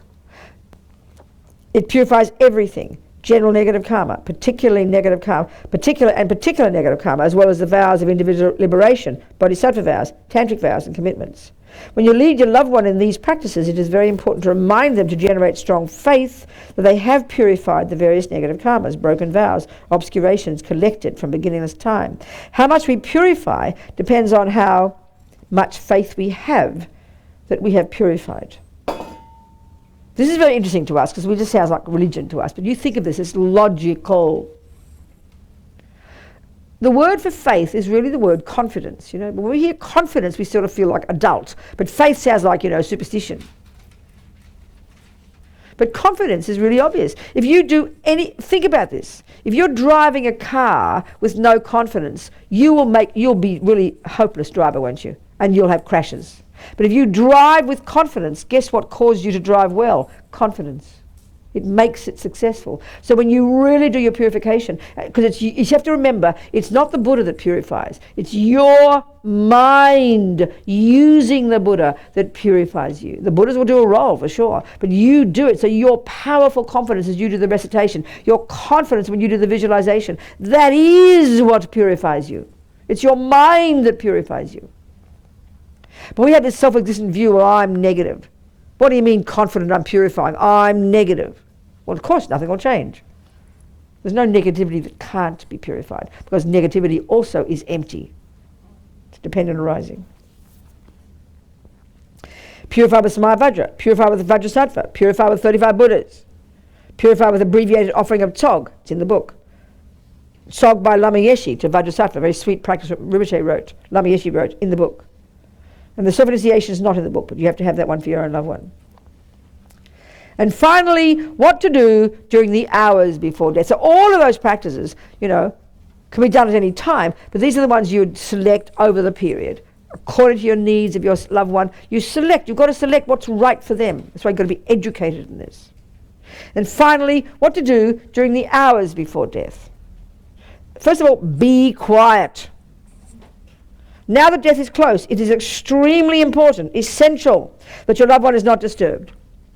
Do not create any situation that disturbs their mind. This is the main point. Helping them avoid strong attachment and the other delusions during this time gives them a chance to have virtuous thoughts. If they have a peaceful, happy mind, they'll have a peaceful, happy death. Only the sounds of prayers and mantras should be heard. Now, this is why hospitals are so difficult. I'm not being mean about poor old nurses and doctors. They do such a good job. But it's not a conducive place to die, clearly. It's so difficult, you know. Unless you have your own private room. Really stressful. Recognize the stages of death. That means you've got to become familiar with it, so you've got to start to see what's going on. It's not easy. You have to learn it, know it.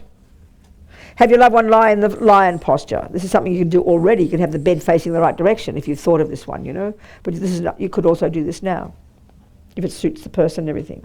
So here now is when you would offer a mani pill from His Holiness. This is in this little box called the Liberation Box, which you've got here. And also get it from FEMT when you buy your own. It's got a stupor in it, which you can use to put on your loved one's body beforehand. It's got a little card with mantras on it, you put it on your loved one's body. Got a blessing string, you put it around on the body of your loved one. It's got a pill, little blessed pill, one of these mani pills. It's got a little text, a miniature text, which everybody likes to put on their body as well. A few little things. It's like your little kit, you know, your death kit. So offer mani pill. As advised in the particular book which it uses, it's good to give the person who is dying a mani pill. This blesses and purifies your loved one's mind, helping them generate virtuous thoughts. You should crush the pill, mix it with water, and put a little into your loved one's mouth, making sure they swallow it. Chodron says it's important to do this before the outer breath has stopped. The outer breath is the gross breath.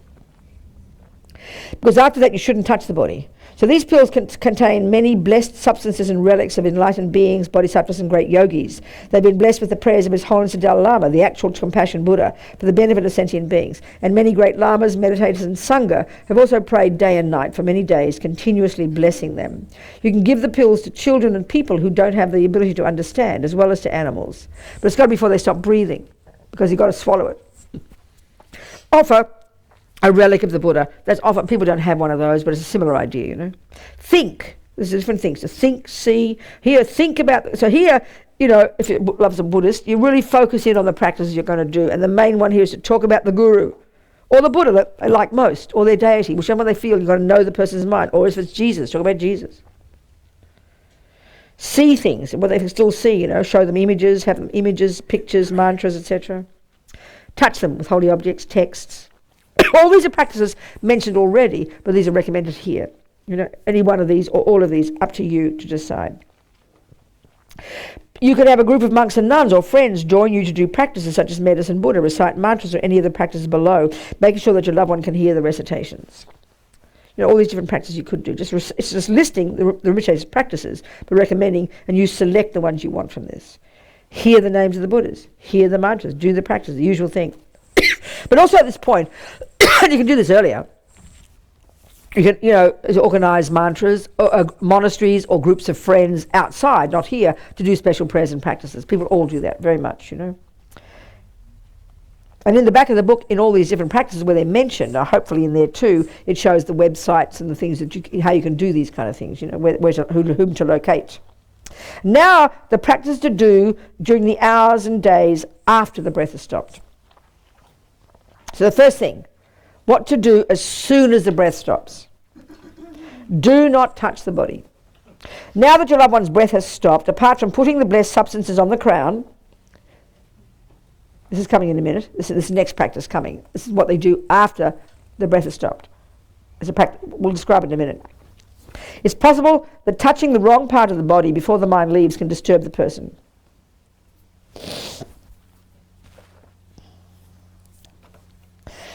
The one practice they always do is very traditional among the Tibetans. If you're lying there, let's say Jill, and she's lying there, shout the name of her guru in her ear. It sounds very funny, doesn't it? Don't be polite, you know. Even when I found when people are on lots of drugs and they're in the hospital, I went to one person one time, it was the same time that Lama Zopa was in hospital, and this guy was a Buddhist, his wife was there with him in the room, she wasn't a Buddhist, but he was zonked out on all these drugs, you know, so you had to scream at him for him to sort of come out of his torpor so he could begin to hear you, and he wanted to hear the prayers, so we shouted the prayers at him, you know, Can you hear me, Steve? I said. He kind of, you sort of saw him kind of come out of his torpor to show that he could hear you. They need to hear it. Don't be polite. Don't be all silent. Except when it's not the prayers. Don't scream at them otherwise. Shout. This is when they've stopped breathing. The first thing, shout the guru's name in their ear. It's very funny. It sounds funny, doesn't it?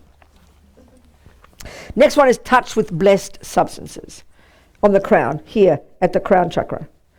So like we talked, in the Vajrayana model, they've got 72,000 subtle channels, and the central channel is just in front of the spine. So if it went all the way up at its end, about right at the back, at the back of the head. Okay, you can kind of get a sense of where it is about there. So you'd either have a Poa pill, an inner offering pill, a money pill, or sand from a Kala chakra mandala. All these blessed things, you'd have any of these in advance. So you'd use butter or honey to help them stick. And doing this helps your loved one's consciousness go to the crown chakra when the time for it is to leave, because then it can leave from here. And this is when, if it leaves from here when the time is ready, it will go to a pure land. If it leaves from there. The Poa pill, with all these things, he talks about the pills, okay? You can read about these. But then Roger says, it's very practical. Once you've used it and they're dead, you can take it off and put it back in your bag and use it for the next dead person. All right? Be practical. Little kit, Request a lama to perform Poa. So this Poa, many people do it themselves. And then some people, you can get other people to do it, typically a lama. And this is the time you'd get them to do it. And you're supposed to tell them what the direction the person's facing, and assuming the person has wanted this, you then ring the lama, call the lama, email the lama, say, now time. They're facing north, their head's facing this way, they died at this time, then they can do Poa, and that can help their consciousness leave through the crown, specifically, to go to a pure land. It can't be before they stop breathing, though. That's why you can't do this on people who are going to have their organs taken out, because they're still alive. Their breath is still there, Unless, anyway, Rinpoche doesn't mention that. What to do. There was a lama in Tibet, this is interesting, where they were living and he was forced their consciousness out. So maybe high lamas can do that for people, but Rinpoche doesn't mention that. Okay, I'm sorry, I'll read what I mean and then I'll explain. There was a lama in Tibet who heard that some people were going to be executed by the Chinese. He somehow managed to get the execution delayed, God knows, and then sat in meditation and did the practice. And the people waiting to be executed simply collapsed in a heap, their consciousness having left their bodies. So I'm wondering why that can't happen I'm speaking now, I wonder why that can't happen for a person who's having their organs cut out. Do you see what I'm saying? If they're that good. But Rinpoche doesn't mention it, so we couldn't say it. But maybe I'll ask him next time when we do a second edition, we can stick it in. It seems good if you've got a lama who can do that. They didn't need the bullets of the Chinese soldiers, and the lama not only saved the people from whatever rebirth was awaiting them, he also saved the soldiers from the negative karma of killing. When there's a very strong connection between the dying person and their guru, it is possible in some circumstances that the guru can help their mind move away from negativity and towards virtue, even if the person's mind is in an intermediate state. In other words, even if negative karma had been triggered when they passed away, and they're programmed to go to a lower realm rebirth, and they're even in the intermediate state, the power of the lama's mind can help. Like I told you the story about Geshe Lama Konchog, this outrageous yogi, with the fisherman. You've heard this story, some of you, but I'll tell you the end of the fisherman story. How come I knew this story was because she came tears at Kopan, this is 25 years ago, telling me about the death of her boy 5 years before, and she explained he'd been spent his life fishing. And she'd been hearing Lama Zopa teach about karma, and she was very distressed. Well, where's he been reborn, she said. So I said, well, I don't know, but go and talk to Geshe Lama Konchog. And these lamas normally don't tell you what they see, the ones who are totally clairvoyant, who are really powerful. But he's very direct and sees what's beneficial. So he said, so she told him his name, the son's name, and he said, yes. This is what clairvoyance is. He said, yes, he said. I use the analogy, and it's a cute one, but it's very profound. It's like I say, he accessed his Google, And this is the power of people's minds. The Buddha's view is that our minds do retain everything we ever see, hear, taste, touch, smell. It's just that we don't remember it. We're thick as posts, Because at the gross level, we can't. But that's all stored there. So as you remove the obstacles from your mind, you can access your memory. This is literally how you get clairvoyance. It's There's nothing mystical. It's all based on the view of the mind being not physical, and this view of karma, that whatever we see and taste and touch and smell and think about leaves an imprint in the mind. When you get that, then it's not illogical to imagine as you remove the obstacles, you access more and more your past, more and more you see the minds of others, their past karma, and these great holy beings completely can have perfect clairvoyance. Perfect. So he accesses his Google just like that and goes, ah yes, first he was born in the animal realms and now he's in the hell realms. So she kind of went, oh no, what can I do for him? And he kind of laughed sadly, she said, and said, what do you mean just for him? He said, for everybody. She's not even a Buddhist. I saw her years later. She was very moved by that, she said. But another story I heard recently blew my mind. One woman or somebody went to Geshe Konchog and about her mummy, and he said she's in the hell realms. And she said, can you help him? Can you help her? Can you help her? He said, yeah. So he took her out of the hell realms. I mean, don't ask me how these lamas do it, but they've got kind of power, you know. If they've got a strong karmic connection, they can literally influence your mind at whatever level. So that's kind of hopeful, isn't it? So stick around these people, okay? So even these lama with strong, that's what they're saying, strong connection with a person, they can help them. They know exactly where they are, and they can influence their mind. And we can understand this. We have a relationship with the lama. We know they influence our mind. There's no question. Isn't it? Don't you have that experience?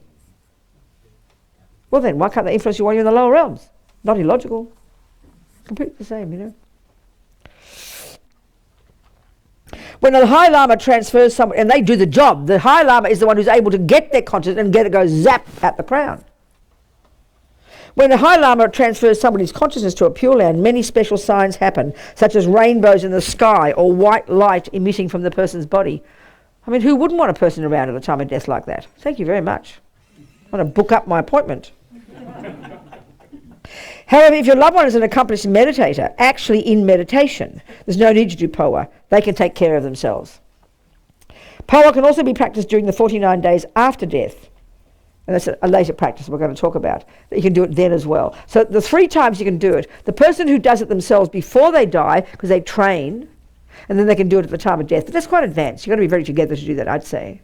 A lama do it for you once you stop breathing, or a lama do it for you in the 49 days. But if you haven't got a lama, you can do it too. And this is in the book as well. This beautiful Amitabha poa that Lama Yeshe wrote. It's in the book as well. You can do it together with your friends, you know. The practice, what to do. So if it now it's the scenarios where your loved one has died. So the ideal scenario, as I'm saying, as we're talking, is the 3-day one, which would mean you'd be at home, you know, unless you've got a lot of money and you can pay to be in a private hospital, on your own private room. You understand? One of my friends, who had her husband in a private place, and this is what, okay, well, one step at a time, okay, never mind. So anyway, there are many, all these same practices Rinpoche has mentioned, but there are certain ones he would say that are good to do in this period. So this is all listed, you know. So remember, once they're lying in the bed, in that room, perfect, like a shrine room, no pets. Keep the pets out. Especially now the breath has stopped. You should not allow cats or dogs in the room, especially cats. It is said that their hair is polluted somehow, and they're connected to spirits. Also, if a cat sits on a dead body, it's possible a spirit could follow and enter the body. And spirits are very suffering, heavy-duty beings who often one of their jobs is they can, like when humans who get possessed, that's what it is. A spirit is coming literally living in your body. You know, hear many stories like this. And certainly a dead body can be very vulnerable to spirits going into it and using it, you know. So keep the animals out. Be quiet. Continue to keep the environment peaceful and quiet, only the sounds of mantras and prayers. That's for the 3 days, or as many days as you do. And many people, of course, in the monasteries, for example, you know, or even other places, they bring in the monks and the nuns and they have 24 hours non-stop, all day, all night for 3 days. If you can do that, that's fantastic. But anything less than that is fine too. Rinpoche always says, he quotes Chöden Rinpoche, says you always should have light offerings. It's good to have lights. And they used to use butter lamps, of course, but we can have electric lights, you know. Also, having lights on can prevent spirits from entering the body as well. This is what the Tibetans say. Touch with holy objects. Now, if you haven't already put the holy objects on your loved one's body, now's the time to do it. Put on their heart chakra, on the crown, put the holy objects, mantras, things like this. and do prayers and meditate. So here, typically, in the Gelugpa tradition, in the monasteries, one set of prayers they always now recite are called the 8 prayers to benefit the dead. So one of those is the King of Prayers. And this is often the typical one. And Rinpoche says, if you can't do all the 8, do the King of Prayers. But there's another one, which is called the prayer for to be reborn in Amitabha's Pure Land. Of course, you can do it all the time. Now that I'm a fan of Amitabha's Pure Land, this is the last prayer I say to myself on my iPod. I play it as I'm going to sleep, hoping it'll kind of get me there when I go, when I die. So you can do it every day, any of these prayers. And Rinpoche says, if you can't recite all 8, recite at least the King of Prayers. In commentaries, it says that this prayer contains, 10 numberless times 100,000 prayers of the bodhisattvas. God knows that, whatever. Very, very powerful. Purification. And of course, it's a cause of going to Amitabha's Pure Land, apparently. King of Prayers. Shows the other one. Recite the Guru Puja. Do Nyungne. Do lots of practices. All these practices are mentioned. You can choose what you do, assuming you've decided on the 3 days. So and every time it's the same thing. When the time has come to move the body. Now that's the point. And you can do this earlier. You should check that the mind has left the body. And there's a section here with several things that show the mind has left the body. But the simplest one is, as I mentioned, the whole death process is all the energy, the physical and mental, going from the top, from the bottom. Everything comes to the heart chakra. Everything comes back to this indestructible drop at the heart. So if the mind is still there, you put your hand above here, you will feel warmth vividly. It'll be warm. That's the proof the mind is still there. Okay? Could be frozen cold, the rest of the body. But here, if the warmth is there, that's a good sign. Don't touch the body, but put your hand above there. The same with the animals, So then, usually they seem to say that 3 days, it's always gone by that time. They say that. But of course it could be sooner. A violent death, it could leave immediately, So when it gets tricky, it gets when we get to the hospital, which is the next section, which I'll read to you. So the thing to do before, even if it is the 3 days, what you're going to do, this is what's recommended every time, what you're going to do is you tug very strongly here at the crown chakra, or you tap really vigorously, don't be polite, really strongly there, and that can encourage the consciousness to come from here, zapping up the central channel, to leave through the crown chakra, which means they go to a Pure Land. To do that's always recommended. Before you do anything else with the body, you've got to try and make the consciousness go. The 3 days is probably gone, but this is where it gets tricky if you've only got a half an hour in the hospital, and we'll get to that one in a second. Are you with me, people? Another thing he recommends, and this is mostly Tibetans do this. This is not typical in our culture. Consult an astrologer. Typically, a Tibetan would consult an astrologer immediately after the mind has left the body. Astrology can indicate what practices should be done to prevent your loved one from being born in the lower realms, or to help them to take a good rebirth, such as which statue or tanka should be made on their behalf, that if you do this or that practice, they will have a good rebirth, or reborn as a monk or a nun, or even a great lama. It can even predict where their good rebirth will be taken. However, it's said that this usually only works for ordinary people. Astrology can't predict the future of the great holy beings, nor very evil people. You need to tell the Tibetan astrologer which of the 12 animal signs your loved one was born under, as well as the date and time they passed away, or even perhaps the hour, or whether it was in the morning or the night. It's important to be accurate. There's astrology in the West, of course, but I'm not sure if it predicts future lives. So I don't know. Most Westerners I know don't do this, but it's there because Rinpoche said it, and it's in this particular book that he's quoting from. The practices to do if your loved one dies in hospital. So I think the first thing I want to say here is that you've got to know what your rights are in the hospital. You've got to know in advance. You want to be as long as you can in that bed. You want to have as long as you can. That means you've got to know what your rights are, know what the deal is with the hospitals, know what you can and can't do. You understand? You've got to know. Goodbye. Who's that? Do I know that gentleman? Do I know you? Who are you? We met years ago. Oh, I'm very happy to know it. What's your name? John, I'm happy to meet you, John. I'm glad we met years ago. Maybe I'll meet you again before we die. See you. Thank you, darling. Bye. So, I think you got to have your cool about you. You got to all done this in advance. You got to have your wits about you. Be clear. Know what your rights are. And when your loved one stops breathing, that's when you say, "Excuse me," out the door. To all the kind people, the kind nurses, the kind doctors, get him out. Tell Robbie to get out of the room and mind his own business. Leave my dead body, loved ones alone. Because naturally the doctors and nurses have got to do their job, aren't they? They've got a job to do, but not yet. And that's why you've got to know in advance. I mean, does anybody know, Robbie, do you have any clue? Does anybody, nurses, know how long, sometimes depending on the hospital, how long you can be there, right? Tell me.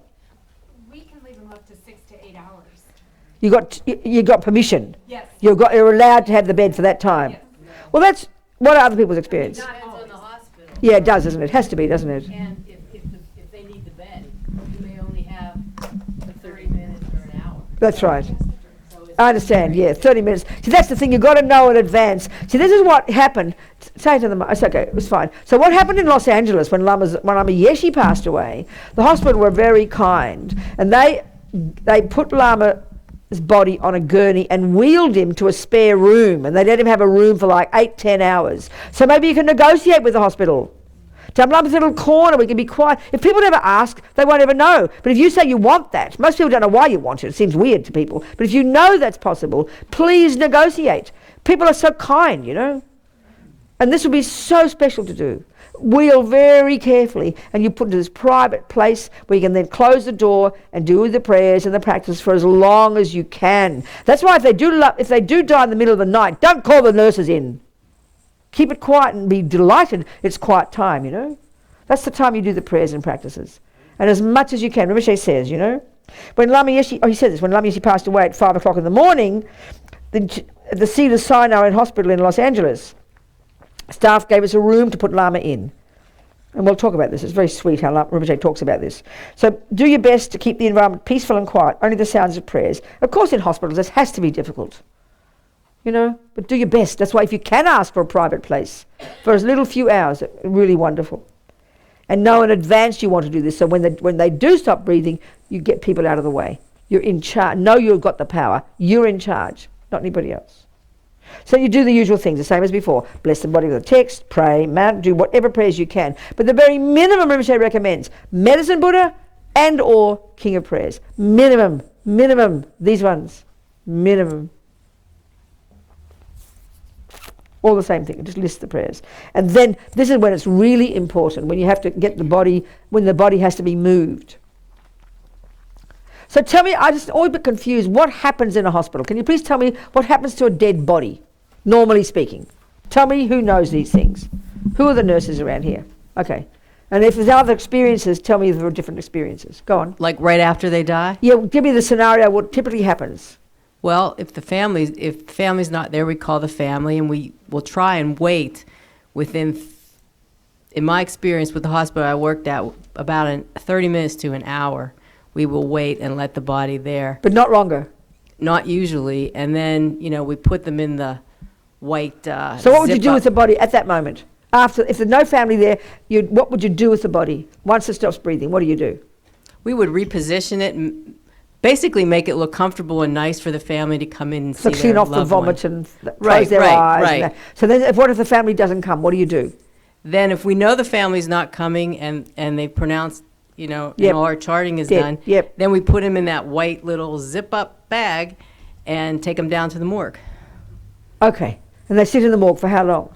I'm not sure how long they stay in the morgue. What's your experience? They have, Go on.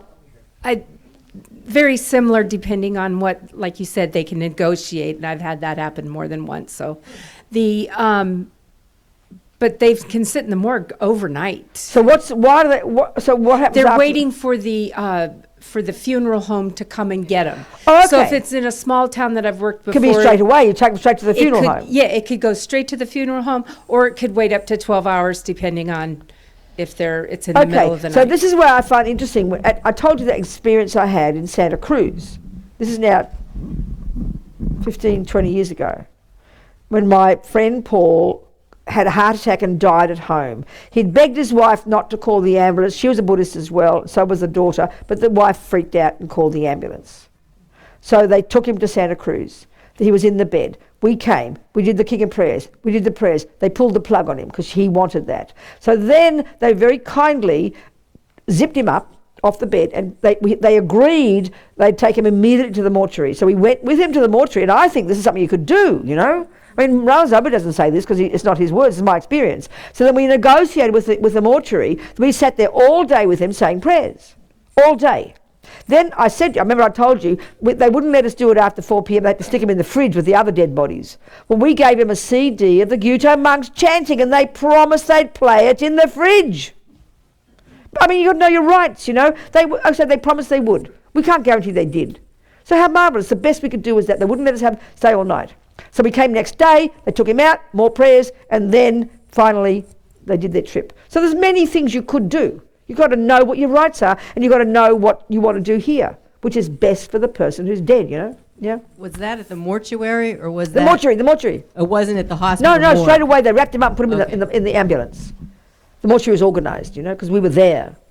So that's a really helpful thing. And they can move the body very gently, you know. And then you're in the mortuary, it's really quiet in mortuaries, obviously. There's no dramas in mortuaries. Not trying to keep anybody alive, you know. So it was really kind of nice for those 2 days. And even try the CD of the Guto monks. Why not? They might be happy to play them. All the other dead bodies got the Guto monks as well. Lucky them. Isn't it? Venerable? Yeah, go. I just was wondering, does anybody know how many days we can legally have a body at home in North Carolina? Where's Elise? She's not here. She did this North research. Carolina. What Elise said yesterday is that if if a person dies at home, not unattended alone, but unattended by medical personnel, someone has to sign the death certificate within 24 hours. So even you've got 24 hours, it seems to me, to be quiet, you know. And then you do not, I mean, the point is if you notify a mortuary, they will have to. But legally, there's no requirement for you to move that body sooner than 3 days. So the person who signs off on the death is not required to call a funeral home? No. They're not required to and that is one of the advantages of having hospice in, because hospice, the nurse can do it, and then she will leave. And the other thing is, Elise, did you ever get this? I asked Elise to do this research in different states, and it's quite helpful. There's quite a lot of space actually to do things you want. We just don't know these things. It's really quite helpful. But the more you know about it, you can let people know. It's very helpful for this town. And may I just add one thing? There's a difference between what you can do at hospitals and what you can do at home in a skilled nursing facility. I think that's an important thing to know. Give an example. What do you mean? For example, if it is a skilled nursing facility, which is not a hospital, as long as you're paying for the room, you can have as long as you like. Of course you can. The body can stay. Of course it can. Now, probably not 3 days, but at least overnight or 24 hours. But why not if you pay for it? What? Why not if you pay for it? Why not? Because then you move into health law rules in terms of whether or not they can have the body there. Okay, but well, at least 24 hours without disturbing it in a skilled nursing facility. The key one here is to know what your rights are in advance, not to sit like a baby and burst into tears and have a panic attack. You know, that's the big point. Like one of my friends in Tasmania, she had a private place, wherever she was, and she had a private place. Her husband died, so she just, thank you very much, goodbye, locked the door and stayed as long as she needed. Did all the things she had to do, completely peacefully, you know. The key one every time is to have the education. We all know that. When you're educated, you do the job properly. If you just panic, that's a disaster, you know. Go on, yeah. Yes, yes, and yes, yeah. Where's the mic, please? Here, Kim. Oh, sorry. Good. Thanks, Ellen. Somebody else has their hand up. Sorry. Go on. Go, Don. I just wanted to say that when my mother passed, she passed at home. I held her hand when she died. Then I waited until my brother came up from the basement. He said goodbye. I called the rest. Before you were a Buddhist? Yes. Okay. Called all the siblings. They came. Then after 6 hours, we called the hospice nurse. Then she came. But during those 6 hours, you know, I played the piano. We talked about old times. We all had. Well, that's nice for you, but not for you. Good for your mum, though. Remember that. Yeah. Kim. Well, okay, we're discussing what's good for your mum here. That's not helpful to your mum. That's nice for you guys. Well, I'm not being rude, just letting you know. We didn't move her, is what I'm saying. Well, that's helpful. Yeah, good. We didn't move her. Good. Yeah. I'm glad. Peaceful. That's great. Go on. What's next? Go on. I just wanted to say that the North Carolina Cremation Society. Oh, yeah, good. Will do this for you. My husband and I have made our pre-arrangements, and we plan on taking care of each other this way. But if it's left to our children, then it's in our contract with the North Carolina Cremation Society that they will hold our bodies for 3 days. And Okay, but in the fridge though. Yes, So but that's no good. Fridge is no good. Not cool, but that's better than nothing. it is. That's better than nothing, but you can't do the deal with the mortuary where you did like what I said, have the body out all day, you do prayers with it. Just having your body for 3 days is not much help unless you're doing prayers and stuff. Well, I mean, you have to arrange for that as well. That's right, exactly. Yeah, But you have to be in the fridge, wouldn't you, though? I assume it's a. Yeah, that's fridge, right, darling. That's good to know, though. That's helpful to know. Thank you. What else?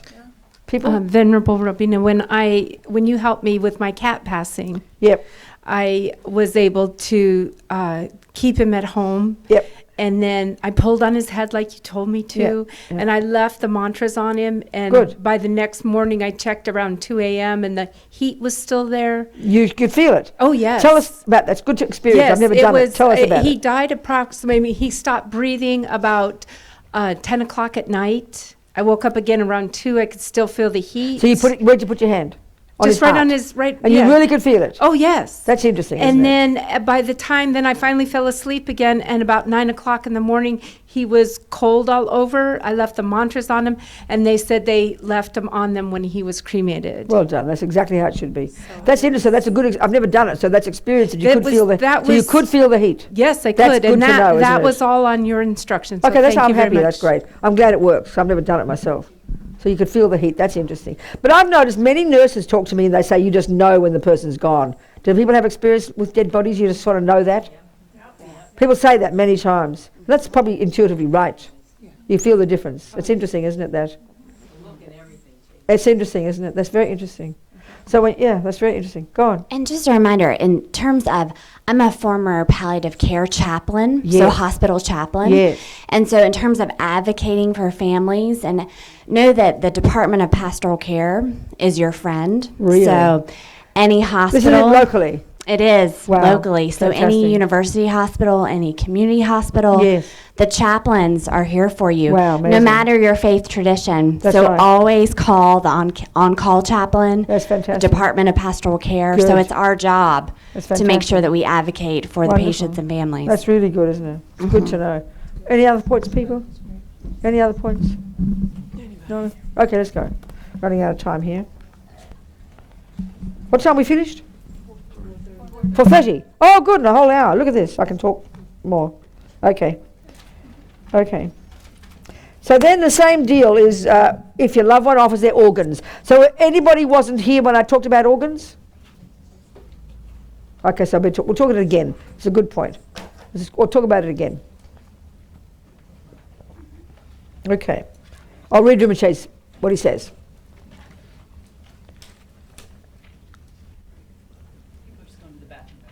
You want a bathroom break? Have a bathroom break. 5-minute bathroom break. Go on. Or 7, whatever you like. We're okay. What's the password here? I forget the password. Did you memorize it? I know, I'm sorry. It doesn't matter. Do you have it written down? Oh, you do? I'll get it for you. Oh, I think she's got it. Let's have a look. Thank you. I fill it up. Yeah, that's great. So I'm going straight to tea. Who am I seeing? Who am I seeing today? The girl from yesterday. Oh, Sandy. That's not Sandy. Sandy, that's Carlson. Another Sandy. Where is she? Which one? Okay. Okay, good. Tell me. Good. That's it. Yeah, that's the one. Brilliant. Thanks. Something in there. We're gonna get you a fresh cup. Oh, okay. It's not a sentient being, is it? No, it's just. It's a tea leaf or something. It's okay. Don't worry. I'm happy. Hello, darling. You leaving soon? I have to go. Oh, sweetheart. I've got nothing to give you. You're giving me something. I've got nothing to give you, darling. I'm happy to see you. Give me your hand. There we go. Much love to you. See you, sweetheart. Bye, darling. See you. Thank you. It's very great to see you. Absolutely, no doubt. To see you soon. Good, darling. Absolutely. Thank you. You're lovely. Good. Thank you. Thank you, sweetheart. Bye.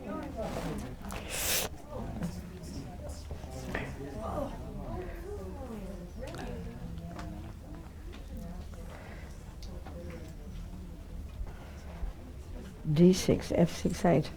Come on, yes. Thank you. You said you might give us the PDF for the Mandala magazine article 20 years ago. Yeah. And maybe for the free version. Yes, absolutely. So Absolutely. I have the book, but I want to get the name. Absolutely. No, absolutely. I can email me. You got my email address? Yeah. Robina Courtin, all one word, Uh-huh. at mac.com, the computer, at mac.com, and remind me in the email. I'll send you the 2 PDFs. Thank you. Good. Yeah, darling. Peter, how are you? Good, how are you? Are you doing well? Not really. Oh, Peter, of course you are. You just think you're not. You just think you're not. Well. Come on, Peter. What's going wrong? What's not working? Tell me. Well, I never did have that discussion with you, did I? But you don't need to discuss that anymore. I think you know all the answers, Peter. You just kind of go on, talk to me. Well, my thank you. What, darling? Talk to me. Can I turn your mic off? Yes, of course you can. Of course you can.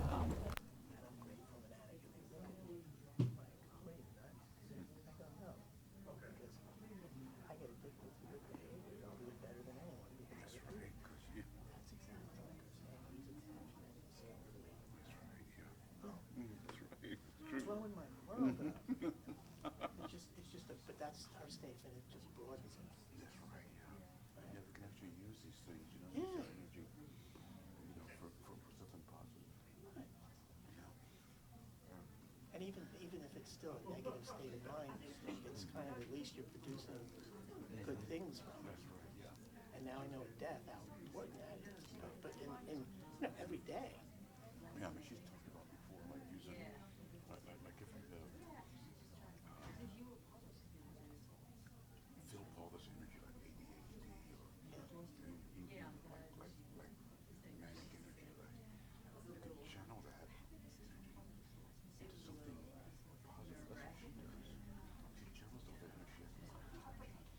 She channels that energy into something positive. That's like tantra, right? Because it's taking the energy, just even negative, it just recognizes it as energy. From what I've read, I don't do tantra. Yeah. Eventually I will, but Well, from what I read too, that's what tantra is. So looking at saying all this negative stuff, I don't want right, it just recognizes energy to use for good. Right. It takes. Yeah, okay.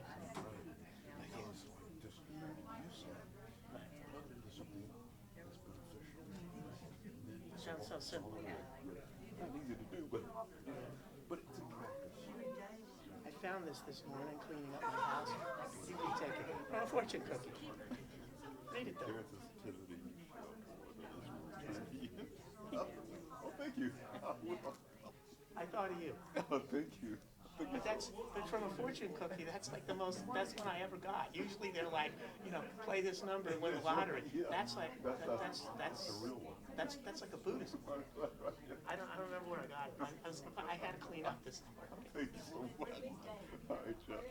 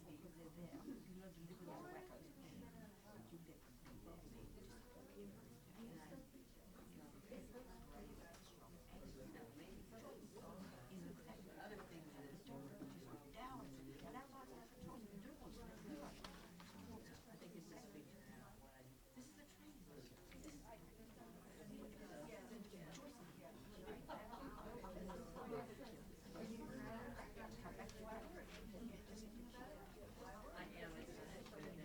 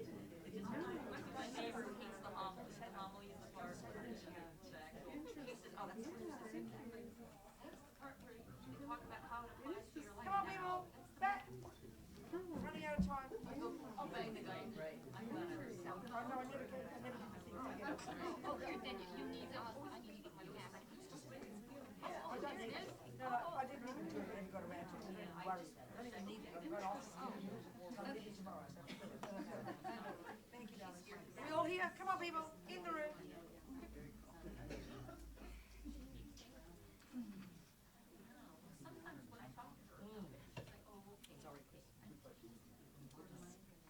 Okay, I'm here. Okay. Is it on? Yes, I'm on. Thank you, darling. Thank you. So, okay, any questions before we carry on? A few more things to say, then we're done. Any questions? Okay, let's go. So we're up to the fridge, aren't we? If your loved one dies at home, if your loved one dies in hospital, all this is really good discussion, you know. The next one is the organs, which is very fascinating. So Rinpoche says, some people decide to offer their organs to others. Let's sit down first. Wait for the others to come.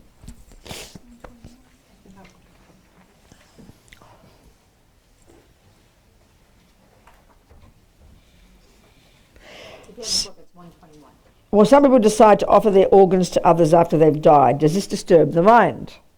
Well, it seems that when the person is considered brain dead, the doctors keep the body breathing artificially, and they continue to keep the body breathing when they actually cut out the organs. I question this.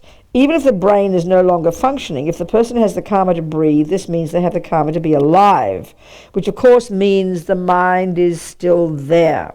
So obviously it's remember they've got the gross consciousness. That has ceased, which means they can't feel anything. They can't see or feel. The nervous system has stopped. But the subtle consciousness is still active. And that, this is my talking now, but we know from people, let's say, in their unconscious on the operating table, they can leave their bodies and see what's going on. Well, you can deduce that the same could be here. The subtle consciousness can still be aware of what's happening, like you're floating above your body. They don't talk like that, but that's exactly what can happen. So it's not impossible to imagine. There you are, like we said, on the operating table. And like that story I mentioned in that book I read, The Undead, and they're about to get the circular saw on this woman's body, and of course, because they consider the person dead, they don't give them anesthetic. So even though Rinpoche says they don't feel anything, it kind of has to be a shocking experience if the subtle consciousness is aware. I'm just saying these words, if you think about it. But the key point that Rinpoche is making, if the mind is still there, and as we discussed, if the breath has stopped, even if the breath has stopped and the brain is not functioning, some people can come back to life. So in other words, the crucial point for the Buddhist view, this view, until you are certain the mind has left the body, you cannot say the person is dead. So the number of people, you read stories, people in coffins, people waking up, can you imagine the terror of waking up in a coffin and you can't open it and you're under the ground? I mean, you can only imagine the nightmare. Then you're on this operating table, like I quoted from this book I read, The Undead, this medical journalist reporting on all different problems coming out now as a result of farming organs, or whatever they call it. The nurse, as this woman was having a circular saw, cut her open, the nurse reported that the heart went from 100 beats to 200 beats a minute. And as the author said, I wonder what a dead body's heart is doing, doubling its pace. So it's kind of interesting. It is interesting, you know. Well, certainly until you know the mind has gone, and the fact is, if the person is breathing, there has to be, this is a deduction, there has to be the mind there. It's impossible for a dead body to breathe, even artificially. And of course you'd feel there'd be warmth there, you know, so clear. So there's just a dilemma. So Rinpoche says they won't feel it, but you don't know the person's dead until the mind is left, because people can come back to life. And it's not as if it's that uncommon, just that people don't like to hear about it, so they don't report these stories. You know, they just think it sounds like voodoos or something, or, you know, zombies and things.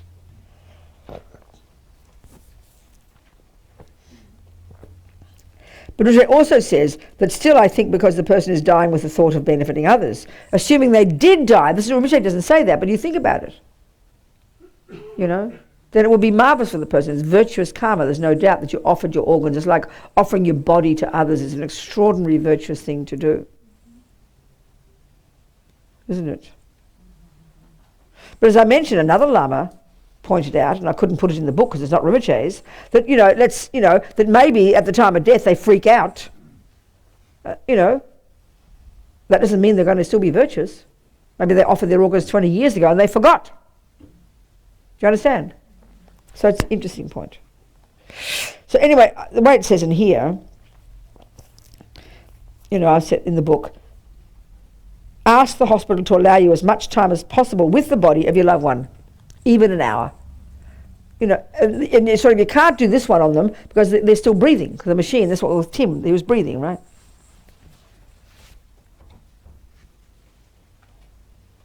And you do the prayers best you can. You can't get the conscious to leave. This is why, but I'm wondering if a great yogi did, they could make it leave. Even though they're living, they could still do it. But obviously you can't. You do all the prayers you possibly can, put mantras on their body, all of this business, and then pray and hope the mind is not in the body, or they won't have a difficult experience while they're being sawed up and all their organs are ripped out, God Almighty. And then do the usual things, touch the body with all the texts, mantras, same practices, same. The only one is you wouldn't do this one because the mind is still there. But, we put it in the book, when the time has come to receive the body. So what happened? So that, not in Tim's case, you didn't receive the body. But if you receive the body, you can still do the business of doing the mind one. You never know, And you'd then, tug at the crown, all that. And then after each of these situations, you then prepare the body for cremation, wouldn't you? And the last one is if you die. So the next one is if your loved one dies suddenly. It's the same thing. It just means you've got. Is that a question? No. Yes. What's your question, darling? A microphone, please.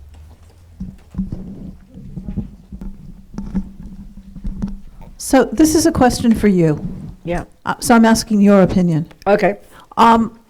So there's virtue in organ donation, and then there's the problem of how long. So what do you suggest? Organ donation, no organ donation? Because it's a dilemma for me personally. I understand that.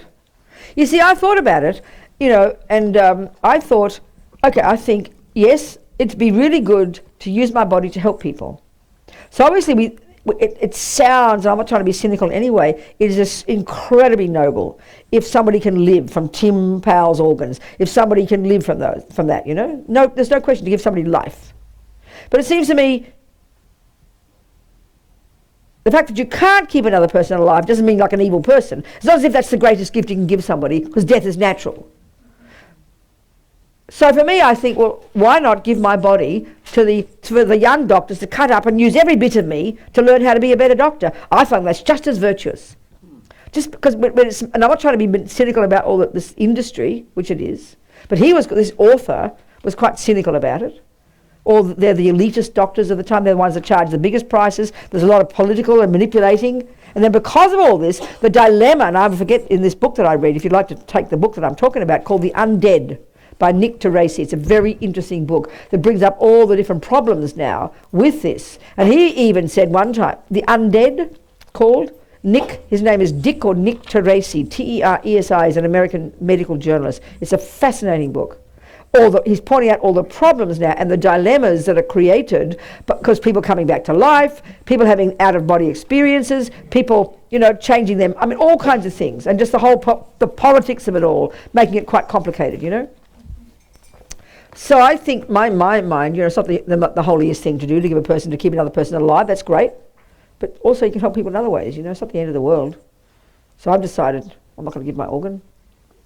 What old person's organs anyway, I wouldn't know. No big deal, Yeah. Just one more thing on organs. Huh? So what's before? So Rinpoche, when he heard about Tim, the boy who died here, and he was pronounced dead at midday, the nuns were with him, and then they took him, all by midnight, all his organs gone. And all Rinpoche said was, couldn't they have left him longer, And that's the point of the Buddhist one, to help the consciousness, to get prayers done, to give them some space, so hopefully for it to leave in an appropriate way, for the sake of the dead person. Of course, that does not exist, and this man's book wouldn't be about that, because it's about the living. So even one of the guys, this author said, he said, I really do wish they would spend as much money and care and time on keeping me alive, keeping me healing, keeping me well when I'm dying, as they do on the person whose organs they want. Do you understand what I'm saying? The care and money that's spent on keeping people alive, the ones whose organs they want, is way superior to ordinary care. So you'd have to say that's cynical. That's outrageous. Unbelievable. They keep bodies for so long sometimes, all kind of warm and toasty, like alive, because they want the organs. And I don't know, it's an interesting topic. I think and that book I found so interesting to read. All I know is one woman, and I forget all the reasons now, I'm sorry, one woman whose baby's organs had been used to give life to other babies. She was so moved by all that, she started working for one of these something or other's volunteer organisations. She got so upset with all the politics that she stopped. She didn't want to do it anymore. So I can't say too much because I don't remember the facts, but it's a very interesting book. But the key point, and his is not the Buddhist reason. His is just the politics of it all, and like this young Italian man, his organs were out ready on the table to go. They were frantic, manipulating the parents to give the decision, and they were furious because they decided, no, you can't have his organs. They had to sew them back in, almost like that, that kind of stuff. That's the stuff that he goes on about. But the Buddhist one is, bottom line, if it hinders the experience of the person who's dying. And all I know is that 100 beats an hour to 200. That's a pretty shocking. That's a pretty outrageous thing. Isn't it? One nurse was shocked. So there's just these things to think about. But the bottom line is as to whether it's going to hinder your next birth. That's the bottom line for the Buddhist. Do you understand? Go. Yeah. You're going to say something. Where's the mic? Go on, talk to me. What's your point, darling? Yeah. I mean, from a personal standpoint, if you know, like, you have, like, cancer or diabetes, or you've abused drugs for a long time, and isn't that kind of not virtuous to donate your organs, since you know that they could be, they won't take them. Oh, okay. No, of course listen, honey. I didn't know that. Listen. Of course it's virtuous. No, I said no. But listen, the whole point here, can you not hear? Okay, what's the essential point I'm thinking, do you think? No, I just didn't know about... Well, why would they want an old drug dealer's liver for? Thank you. No, Come on. I didn't mean it like that, but, like, never mind. Darling, of course it's virtuous, but but that is not that's not the only virtuous thing you can do. You've got to change your mind and purify and die well with virtue on your mind. This is just an extra little baby thing. But it's made huge at the moment in this big industry, Do you understand? Yeah. Yes. Yeah.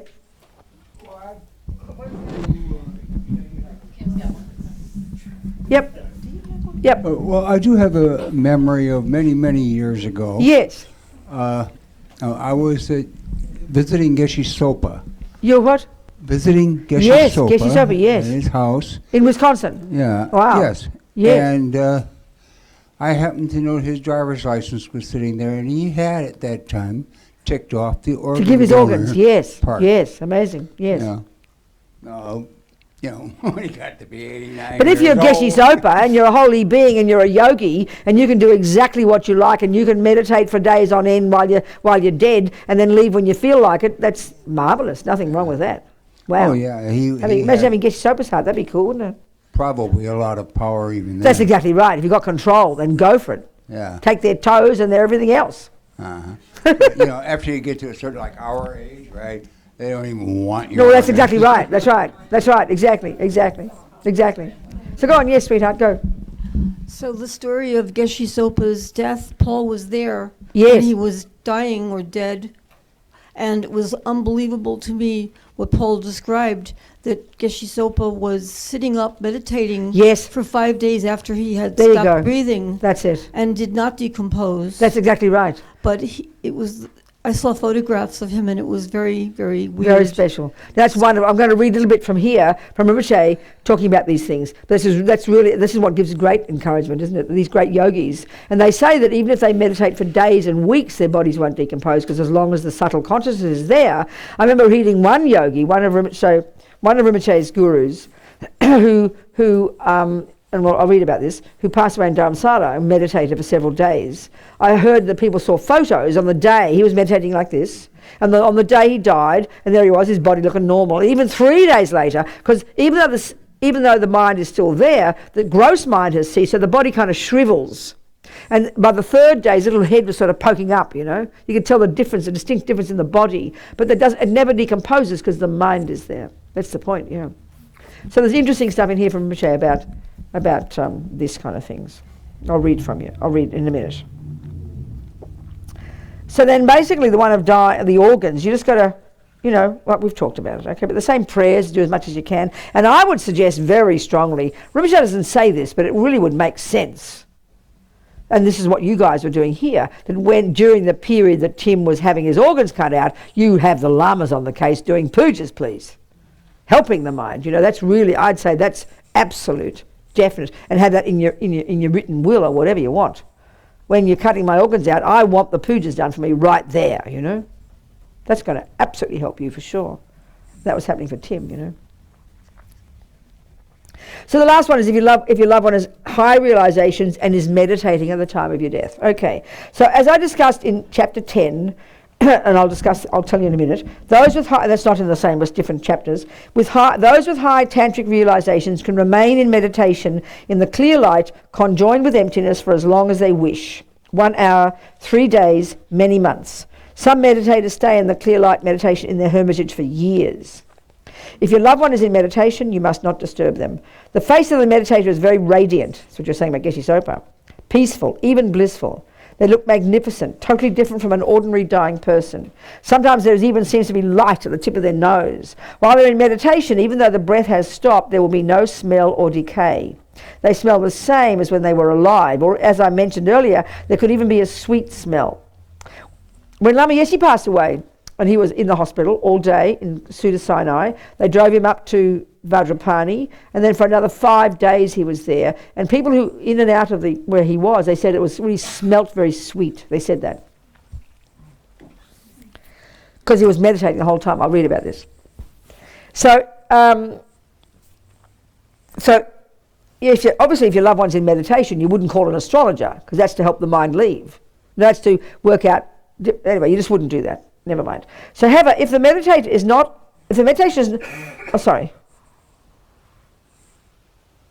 okay, he says that for somebody who is in meditation, you should not consult an astrologer about when to move the body until their meditation is over. Otherwise, there's the risk that the astrologer might recommend to move the body while the mind is still there.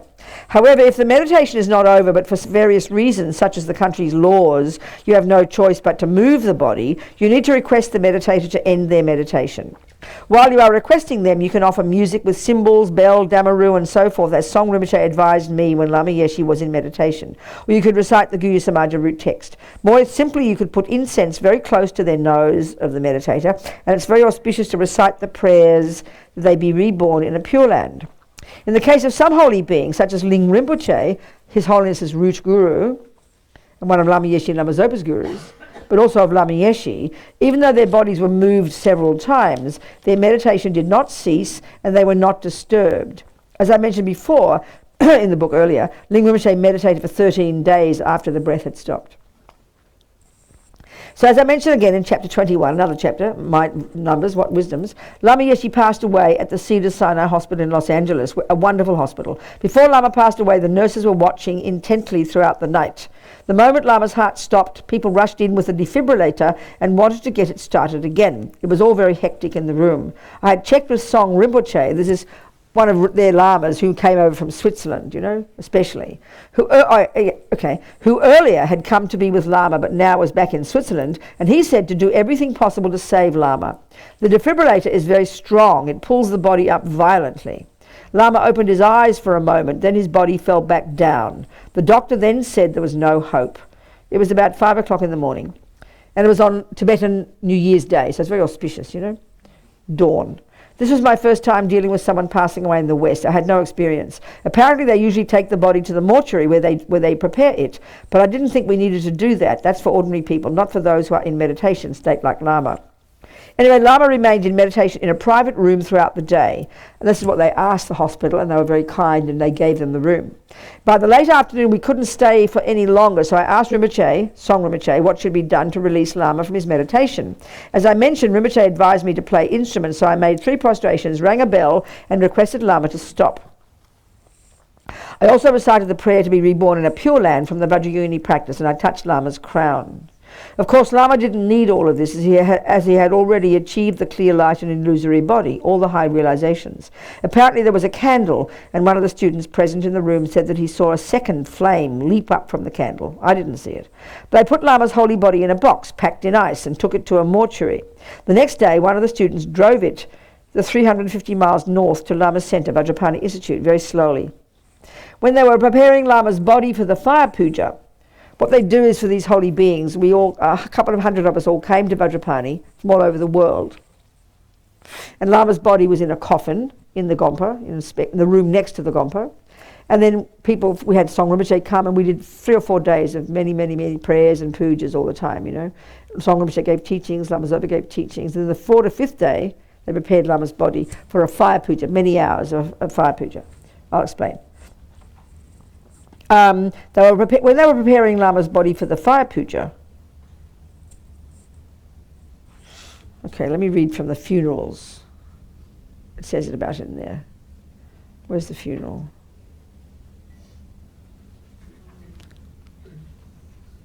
How to prepare, okay, that's not that one.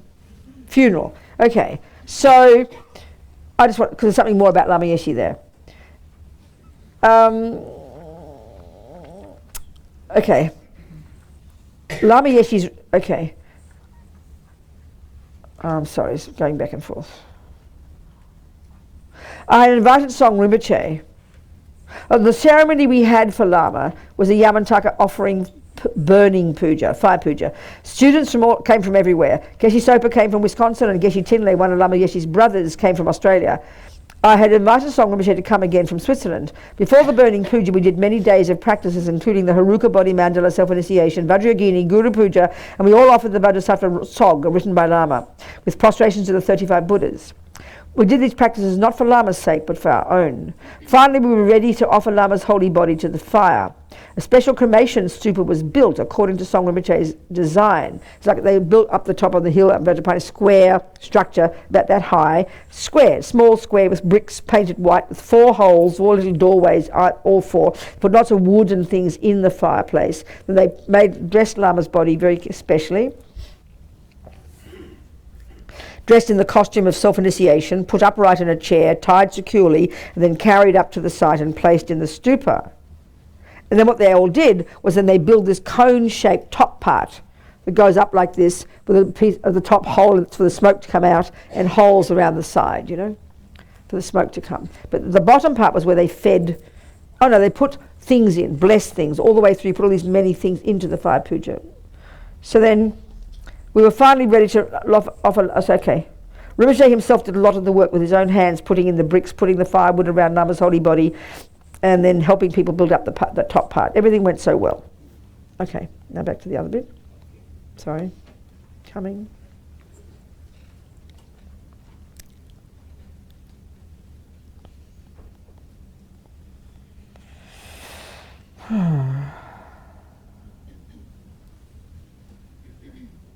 Okay.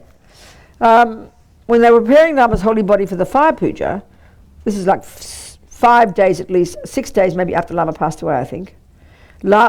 Lozang, who'd been one of the monks from the first Gelug monastery in Bodhanath Stupa in Nepal, and who was familiar with the rituals, reported to Song Rinpoche that even though the body had been lying in the coffin for many days, Lama's limbs were still flexible, and that it was only when they were preparing Lama's body that the white bodhicitta came out. So another sign, this is a traditional one, that's mentioned here in another section, of the mind having left the body, is that there's the red and the white drops at the heart. When they split open and the subtle consciousness leaves there, the red one, or the white one, I forget which is which now, for men and women it's different. One goes up and comes out the here, and one goes down and comes out the sex organ. So if you see this subtle liquid energy, and sometimes it's a bit difficult if there's other messy stuff there, but this is a sign that the mind has left the body. The white bodhicitta came out. In other words, it seems that Lama had been in meditation state for at least 5 days, even though the body had been moved many times, from the hospital to the mortuary, the long drive from Los Angeles to Boulder Creek, and then preparing it for the fire puja. Song Rinpoche was very surprised.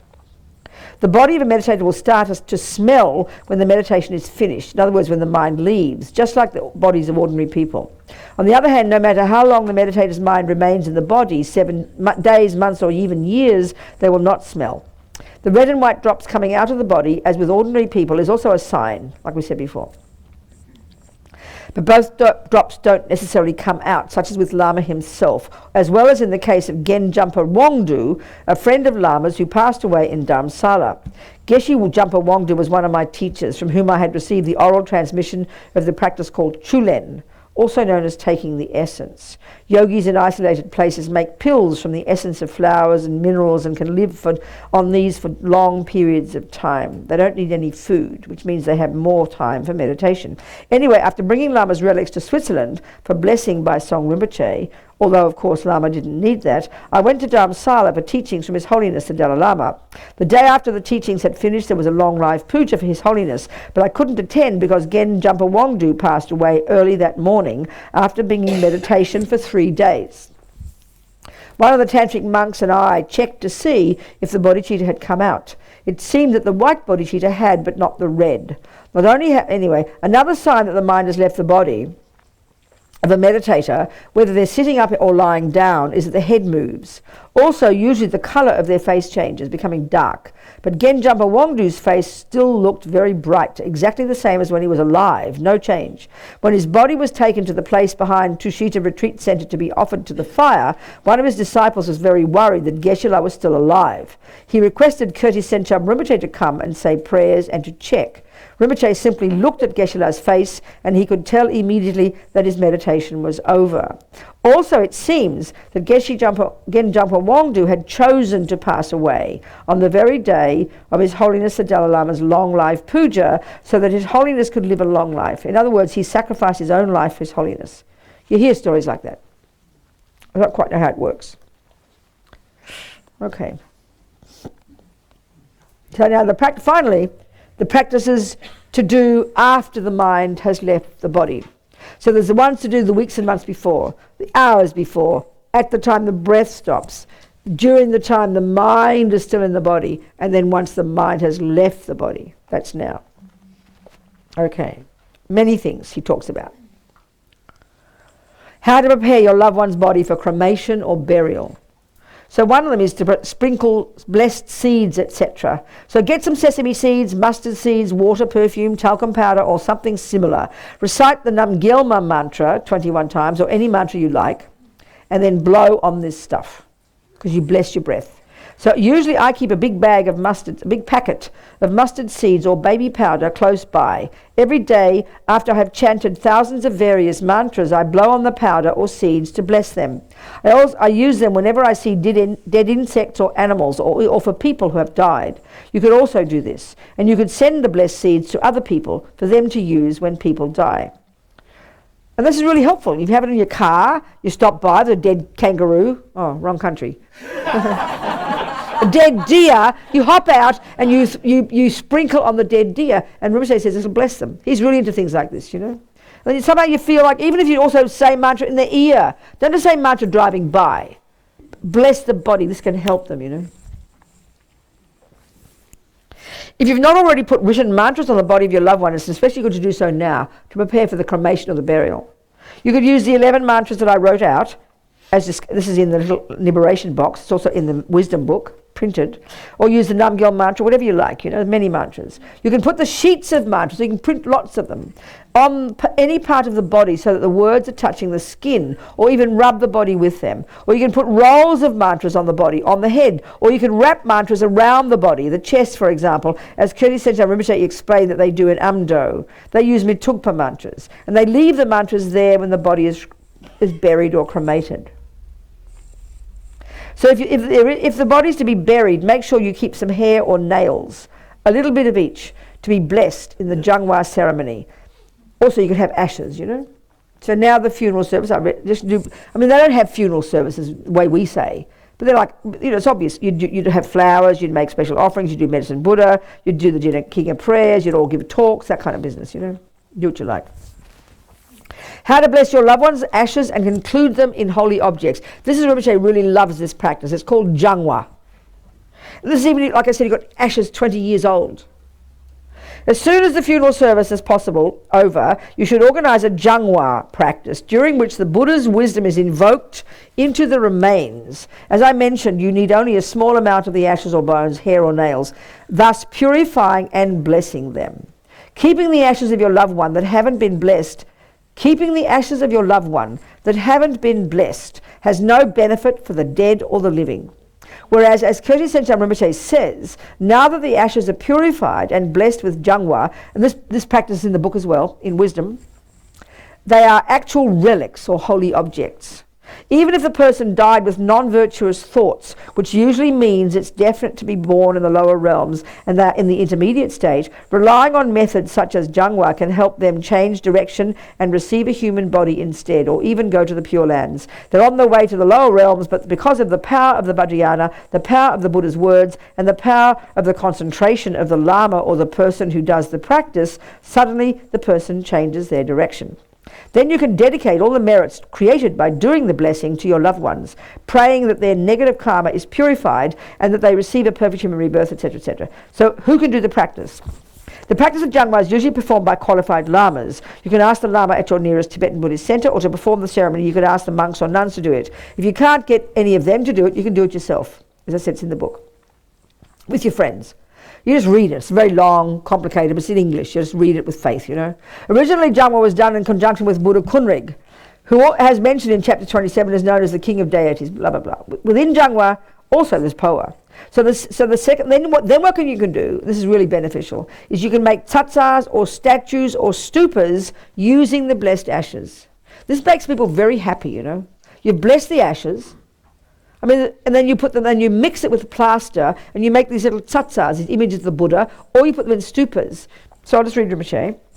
Now you can do even more to benefit your loved one. Having blessed the ashes with jangwa, you can include them in holy objects such as tsatsars, stupas, or statues, which bring so much benefit to your loved one and to you. You yourself can make or sponsor the making of these holy objects.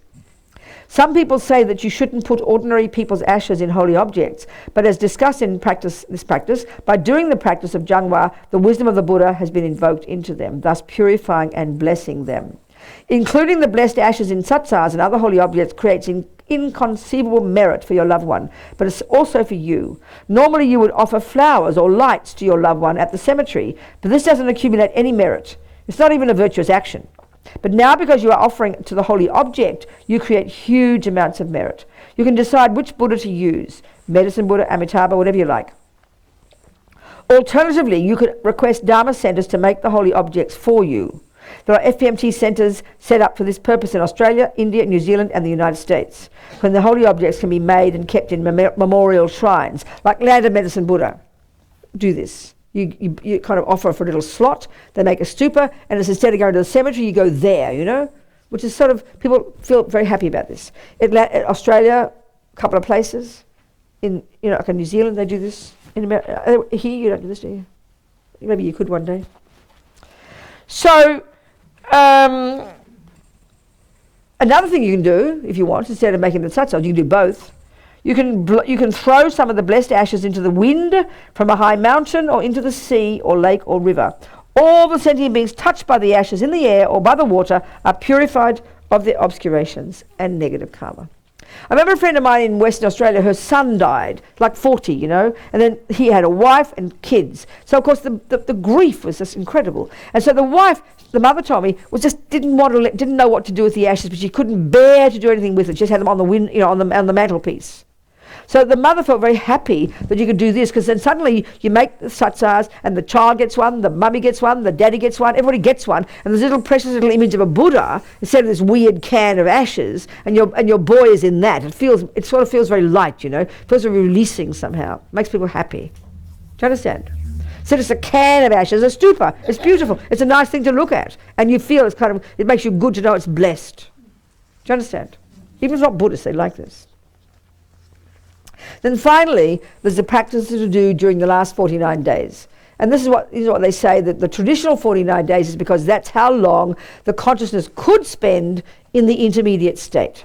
Even if they don't spend time in the intermediate state, it's still beneficial to do it. It's just a tradition. So then, of course, the best time is to do practice day and night. You can do once a week. You can do special. And he lists all these endless practices, similar as before, but you can choose. So he says there are 4 possibilities of what can happen to the mind after it leaves the body. Just summarising what we've talked about. The karma that was activated at the time of death was virtuous, and the mind is still in the intermediate state. You can pray that your loved one is born in the Pure Lands, where they can achieve the enlightenment, or receive a perfect human body, where they can meet a perfectly qualified Mahayana guru and the Mahayana teachings and then achieve enlightenment. All the prayers you could do, you could dedicate to that. The second scenario, the karma that was activated at the time of death was virtuous, and the mind has already taken rebirth in the human realm or in the Pure Lands. In this case, it's still beneficial to do prayers and practices. Dedicate the merit to that person. And remember the benefit of these practices for ourselves as well. There's no question, The third scenario, the karma that was activated at the time of death was non-virtuous, and the mind is still in the intermediate state. This means the person will be born in the lower realms. But it's possible that prayers and practices can help the mind change direction and instead receive a human body or even a Pure Land, as I mentioned earlier. So that's so hopeful, isn't it? Of course, we don't know these things, so in case any of these things. And the fourth one, the karma that was activated at the time of death was non-virtuous, and the mind has already taken birth in the lower realms. Again, in this case, it's even possible to liberate a person from the lower realms, as I discuss in relation to Buddha Kunrig. So Rinpoche is full of optimism, Then all the practices, lots of practice you can do. The Medicine Buddha, King of Prayers, the 8 prayers. Offer Suwa. This is something to do. It's very sweet. I'll read this, very sweet. After they die, all beings except those of the formless realm have to go through the intermediate state. Because their body is subtle, because in the intermediate state there's a subtle, what they call a subtle body, the subtle physical energy, and like in a dream. That's why you can flit from pillar to post in a dream, because you haven't got a gross body, but you've got kind of bodies like made of air, So in the intermediate state it's the same. You've got this kind of subtle body. But because their body's subtle, their only food is smells, and often they're referred to, and there's types of beings like this, as well as intermediate state beings, they're called smell eaters. So it is excellent to make the offering of the smell of food to them with a practice called sur, S-U-R. The Tibetan word sur refers to the smell of roasted barley flour. Chöden Rinpoche advised that the practice can be done in the morning, afternoon, whatever. So this practice has many benefits. It pacifies obstacles. It's an offering to the Guru, Buddha, Dhamma, Sangha. It's a practice of charity to all the 6 realms beings, blah, blah, blah. By doing it, you collect so much merit. So there's a story, this is a very sweet story, from Ribu Rinpoche about someone imprisoned in Tibet for many years. They were given very small amounts of food, a dish called teen momo, but they didn't receive actual momo, only small pieces of flour in thin soup that was basically water. Because the prisoners were unbelievably hungry, when they went outside their rooms, they would search for bones in the fields, which they would then chew. Even this gave them some such strength and changed their bodies, Rinpoche said. They would also poke around with a stick in the feces of the Chinese staff, looking for undigested beans, which they would eat. The Chinese staff kitchen was nearby, so the starving Tibetan prisoners would smell the frying food. This Tibetan person said the smell would help him so much. Isn't that incredible? So it would sustain him. When he was released, he decided he would offer Suwa every day to the spirits, the smell eaters, because of his experience of hunger and how the smell of food helped him. That's very sweet, isn't it? And all the practices, all these things you can do, the things he's mentioned, he lists them all, okay? List, 49 days. Offering, especially things you could do retreats, you could make offerings, you could offer money on behalf of your loved one. You can offer to all kinds of projects, it says it here. You could sponsor Dharma activities. You could publish books for your loved one. Lots of things you can do on behalf of your loved one to help them create merit. And you can have holy objects made on behalf of your loved one. Apart from the tsatsars, you can have statues and stupas dedicated to your loved ones. That's very common. People do that. And often Rinpoche would recommend that for certain people, And that's the end. Okay? Then the rest of the book's the practices. So any questions? Before I run out of my voice completely? Huh? That'll do, won't it? Enough food for thought, I would suggest. Yes? Yes? Yes? You what, darling? Microphone, please.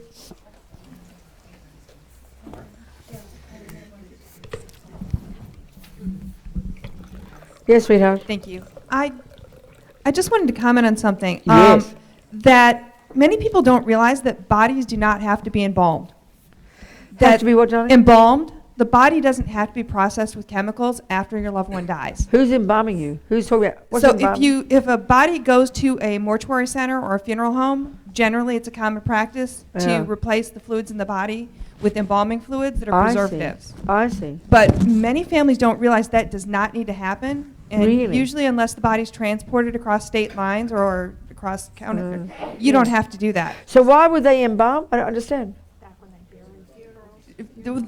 Generally at funerals, what it does is it preserves the body somewhat. It softens the tissues to make them seem more lifelike. I see. Okay, I get it. I see. That's good to know, isn't it? Thank you so much. That's very helpful. Very helpful. So what else, people? Any comments, any questions? No? Okay, we'll just finish it. I just think, again, get the essence of this. As Rinpoche says, the main time you can help your loved one, when they need you most, is in the period before death. Getting close to the time of death, at the time of death, after the time of death, and all these things. That whole period, that's when they need you most. Because remember, if we think of the 12 links, at the time of your past birth, all the karmic seeds are triggered that will produce your next life. So then the second you start that next life, you're now living out those karmic seeds. You've planted seeds. And the point about karma is that most seeds, that 99% of the karmic seeds you sow in this life won't ripen in this life. This is something you've got to really understand. You're not producing this. This life is the fruit of past seeds. You're living out those seeds. And everything you sow now will be the future. It's only some seeds that are very powerful actions, such as killing your mother or doing very powerful virtuous actions, that could ripen in this life. So this life is just the finishing of the seeds you already planted. So we've got to use this life to sow more seeds to produce the next life. It really takes time to get used to that, because we're so caught up in the bubble of me now.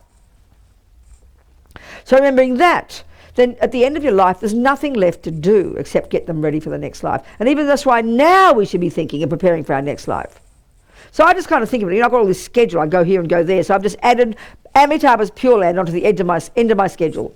I'm going to Melbourne, Sydney, London, San Francisco, Raleigh, Amitabha's Buddha's Land, Whenever that'll pop in, I'm not sure. So I have to book, include it in my round the world tickets. So suddenly for the first time in my life, I'm doing this now. I'm thinking I've got to prepare for Amitabha's Pure Land. I never thought this before.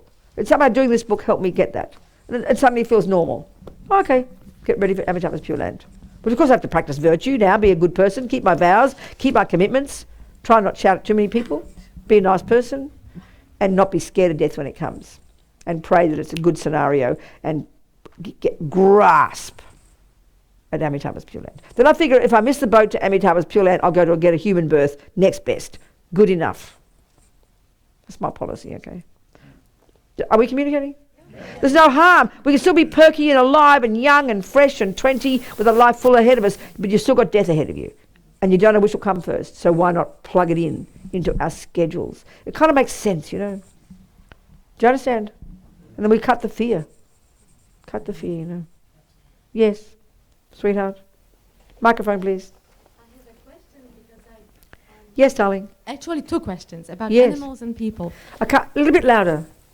I had two questions about Yes. animals, cats and dogs in Nepal, which I was lucky enough to trek for 6 weeks. Yes. And then the question that I thought somehow that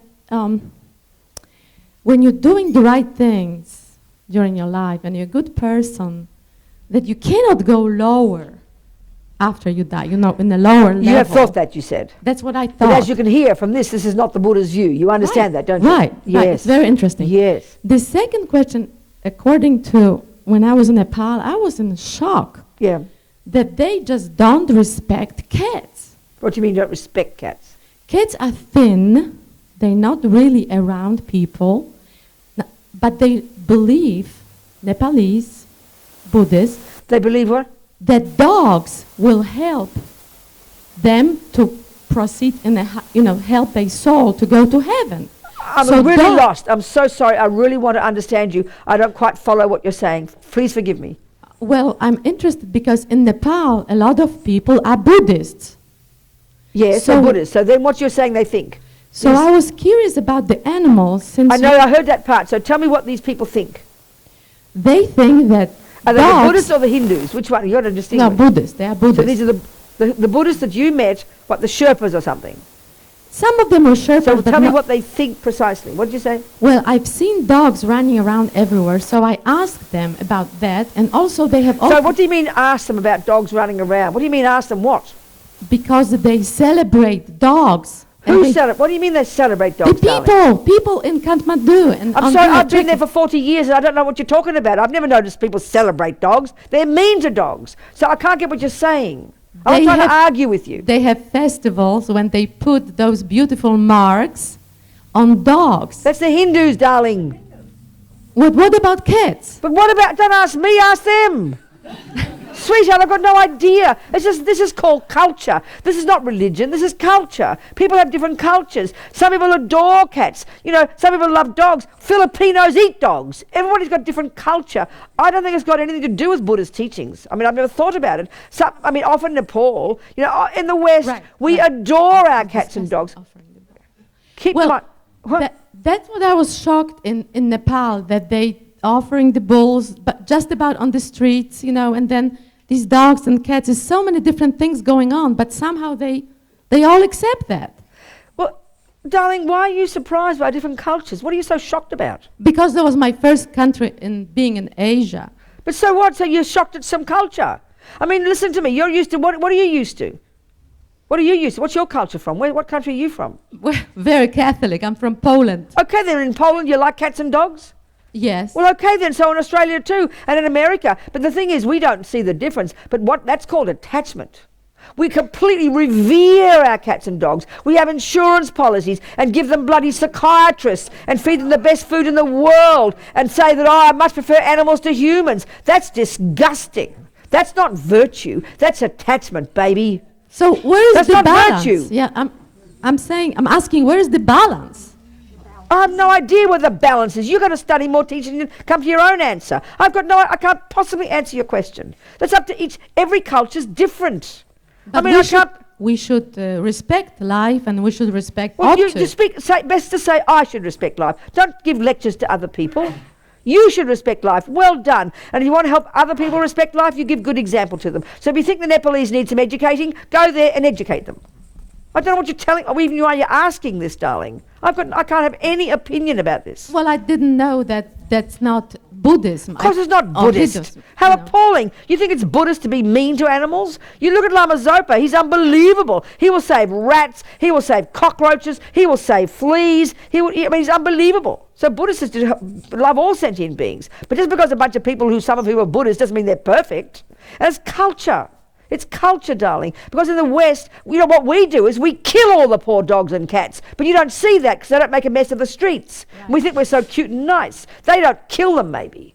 We kill them all. Slaughter them. Poor veterinarians spend all their time killing animals now because it's inconvenient to us. Well, what's more virtuous? I mean, that's appalling. Do you see? So everything's culture, isn't it? Right. It's not Buddhist, darling. I would suggest it's not Buddhist. Thank you so much for explaining that. It's a pleasure, sweetheart. What else? That's enough. I've got no voice left. Thank you. So we delight all our time together, and all the seeds we've planted, all the virtue we've created, may we never give up. May we stay optimistic. May we never stop practicing, developing our marvelous potential so we can be a benefit to others, no matter how long it takes. Okay. I can't say more than that. That'll do. And may all our gurus live long, long, long, long lives. His Holiness Geshe-la, Lama Zopa Rinpoche, all our lamas, all the holy beings, may they live a long, long life. We need them badly on this earth. Okay. May compassion grow and grow in the hearts of all. That'll do. Oh, you're going to do mandala? Okay, go on. Yes. And I'll quickly read our dedications from today's sponsors. From Lloyd Foreman, thank you to the wise teachers, staff, and volunteers who are responsible for Kadampa Center being a shining jewel in North Carolina. And from Laura Carballo, thank you for the wonderful Dharma teachings that are available to us. And thank you, Venerable Robina. It's a pleasure. Thank you for having me. In the Gold Prayer Book, turn to page 100 and 101. So we think when we're doing this, we're offering a mandala as a thank you, acting as if it's the Buddha here himself, thanking the Buddha for the teachings, and we're offering representations of the body, speech, and mind of all the enlightened beings as an auspicious cause for our achieving of these. Okay. Saji Perki Zhug Shing Me Chor Tram Ri Rabling Ji Ni De Yen Padi Sangye Jindu Mi Te Urwa Yidro Kunanda Jingla Jepashon Jetsulame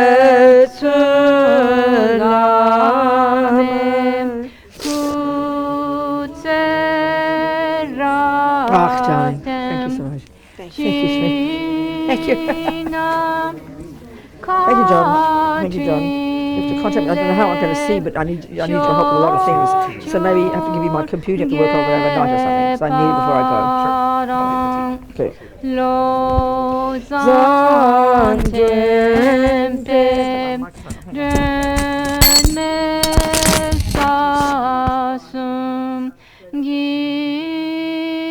Gidro Wemunsel Talk to Neshurchig Idam Guru Rata Mandalakam Niryatayami Om Taretu Taretu Re Soha Om Taretu Taretu Re Soha Om Taretu Taretu Re Soha Om Taretu Taretu Re Soha Om Taretu Taretu Re Soha Om Taretu Taretu Re Soha Om Taretu Taretu Re Soha Om Taretu Taretu Re Soha Om Taretu Taretu Re Soha Om Taretu Taretu Re Soha Om Taretu Taretu Re Soha. You can wait. Taretu Taretu Re Soha. Om Taretu Taretu Re Soha. Om Taretu Taretu Re Soha. Om Taretu Taretu Re Soha. Om Taretu Taretu Re Soha. Om Taretu Taretu Re Soha. Om Taretu Taretu Re Soha.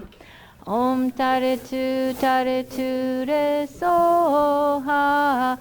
Om Taretu Taretu Re Soha. Om Taretu Taretu Re Soha. Om Taretu Taretu Re Soha. Om Taretu Taretu Re Soha. Om Taretu Taretu Re Soha. Om Taretu Taretu Re Soha. Om Taretu Taretu Re Soha. Om Taretu Taretu Re Soha. Om Taretu Taretu Re Soha. Om Taretu Taretu Re Soha. Om Taretu Taretu Re Soha.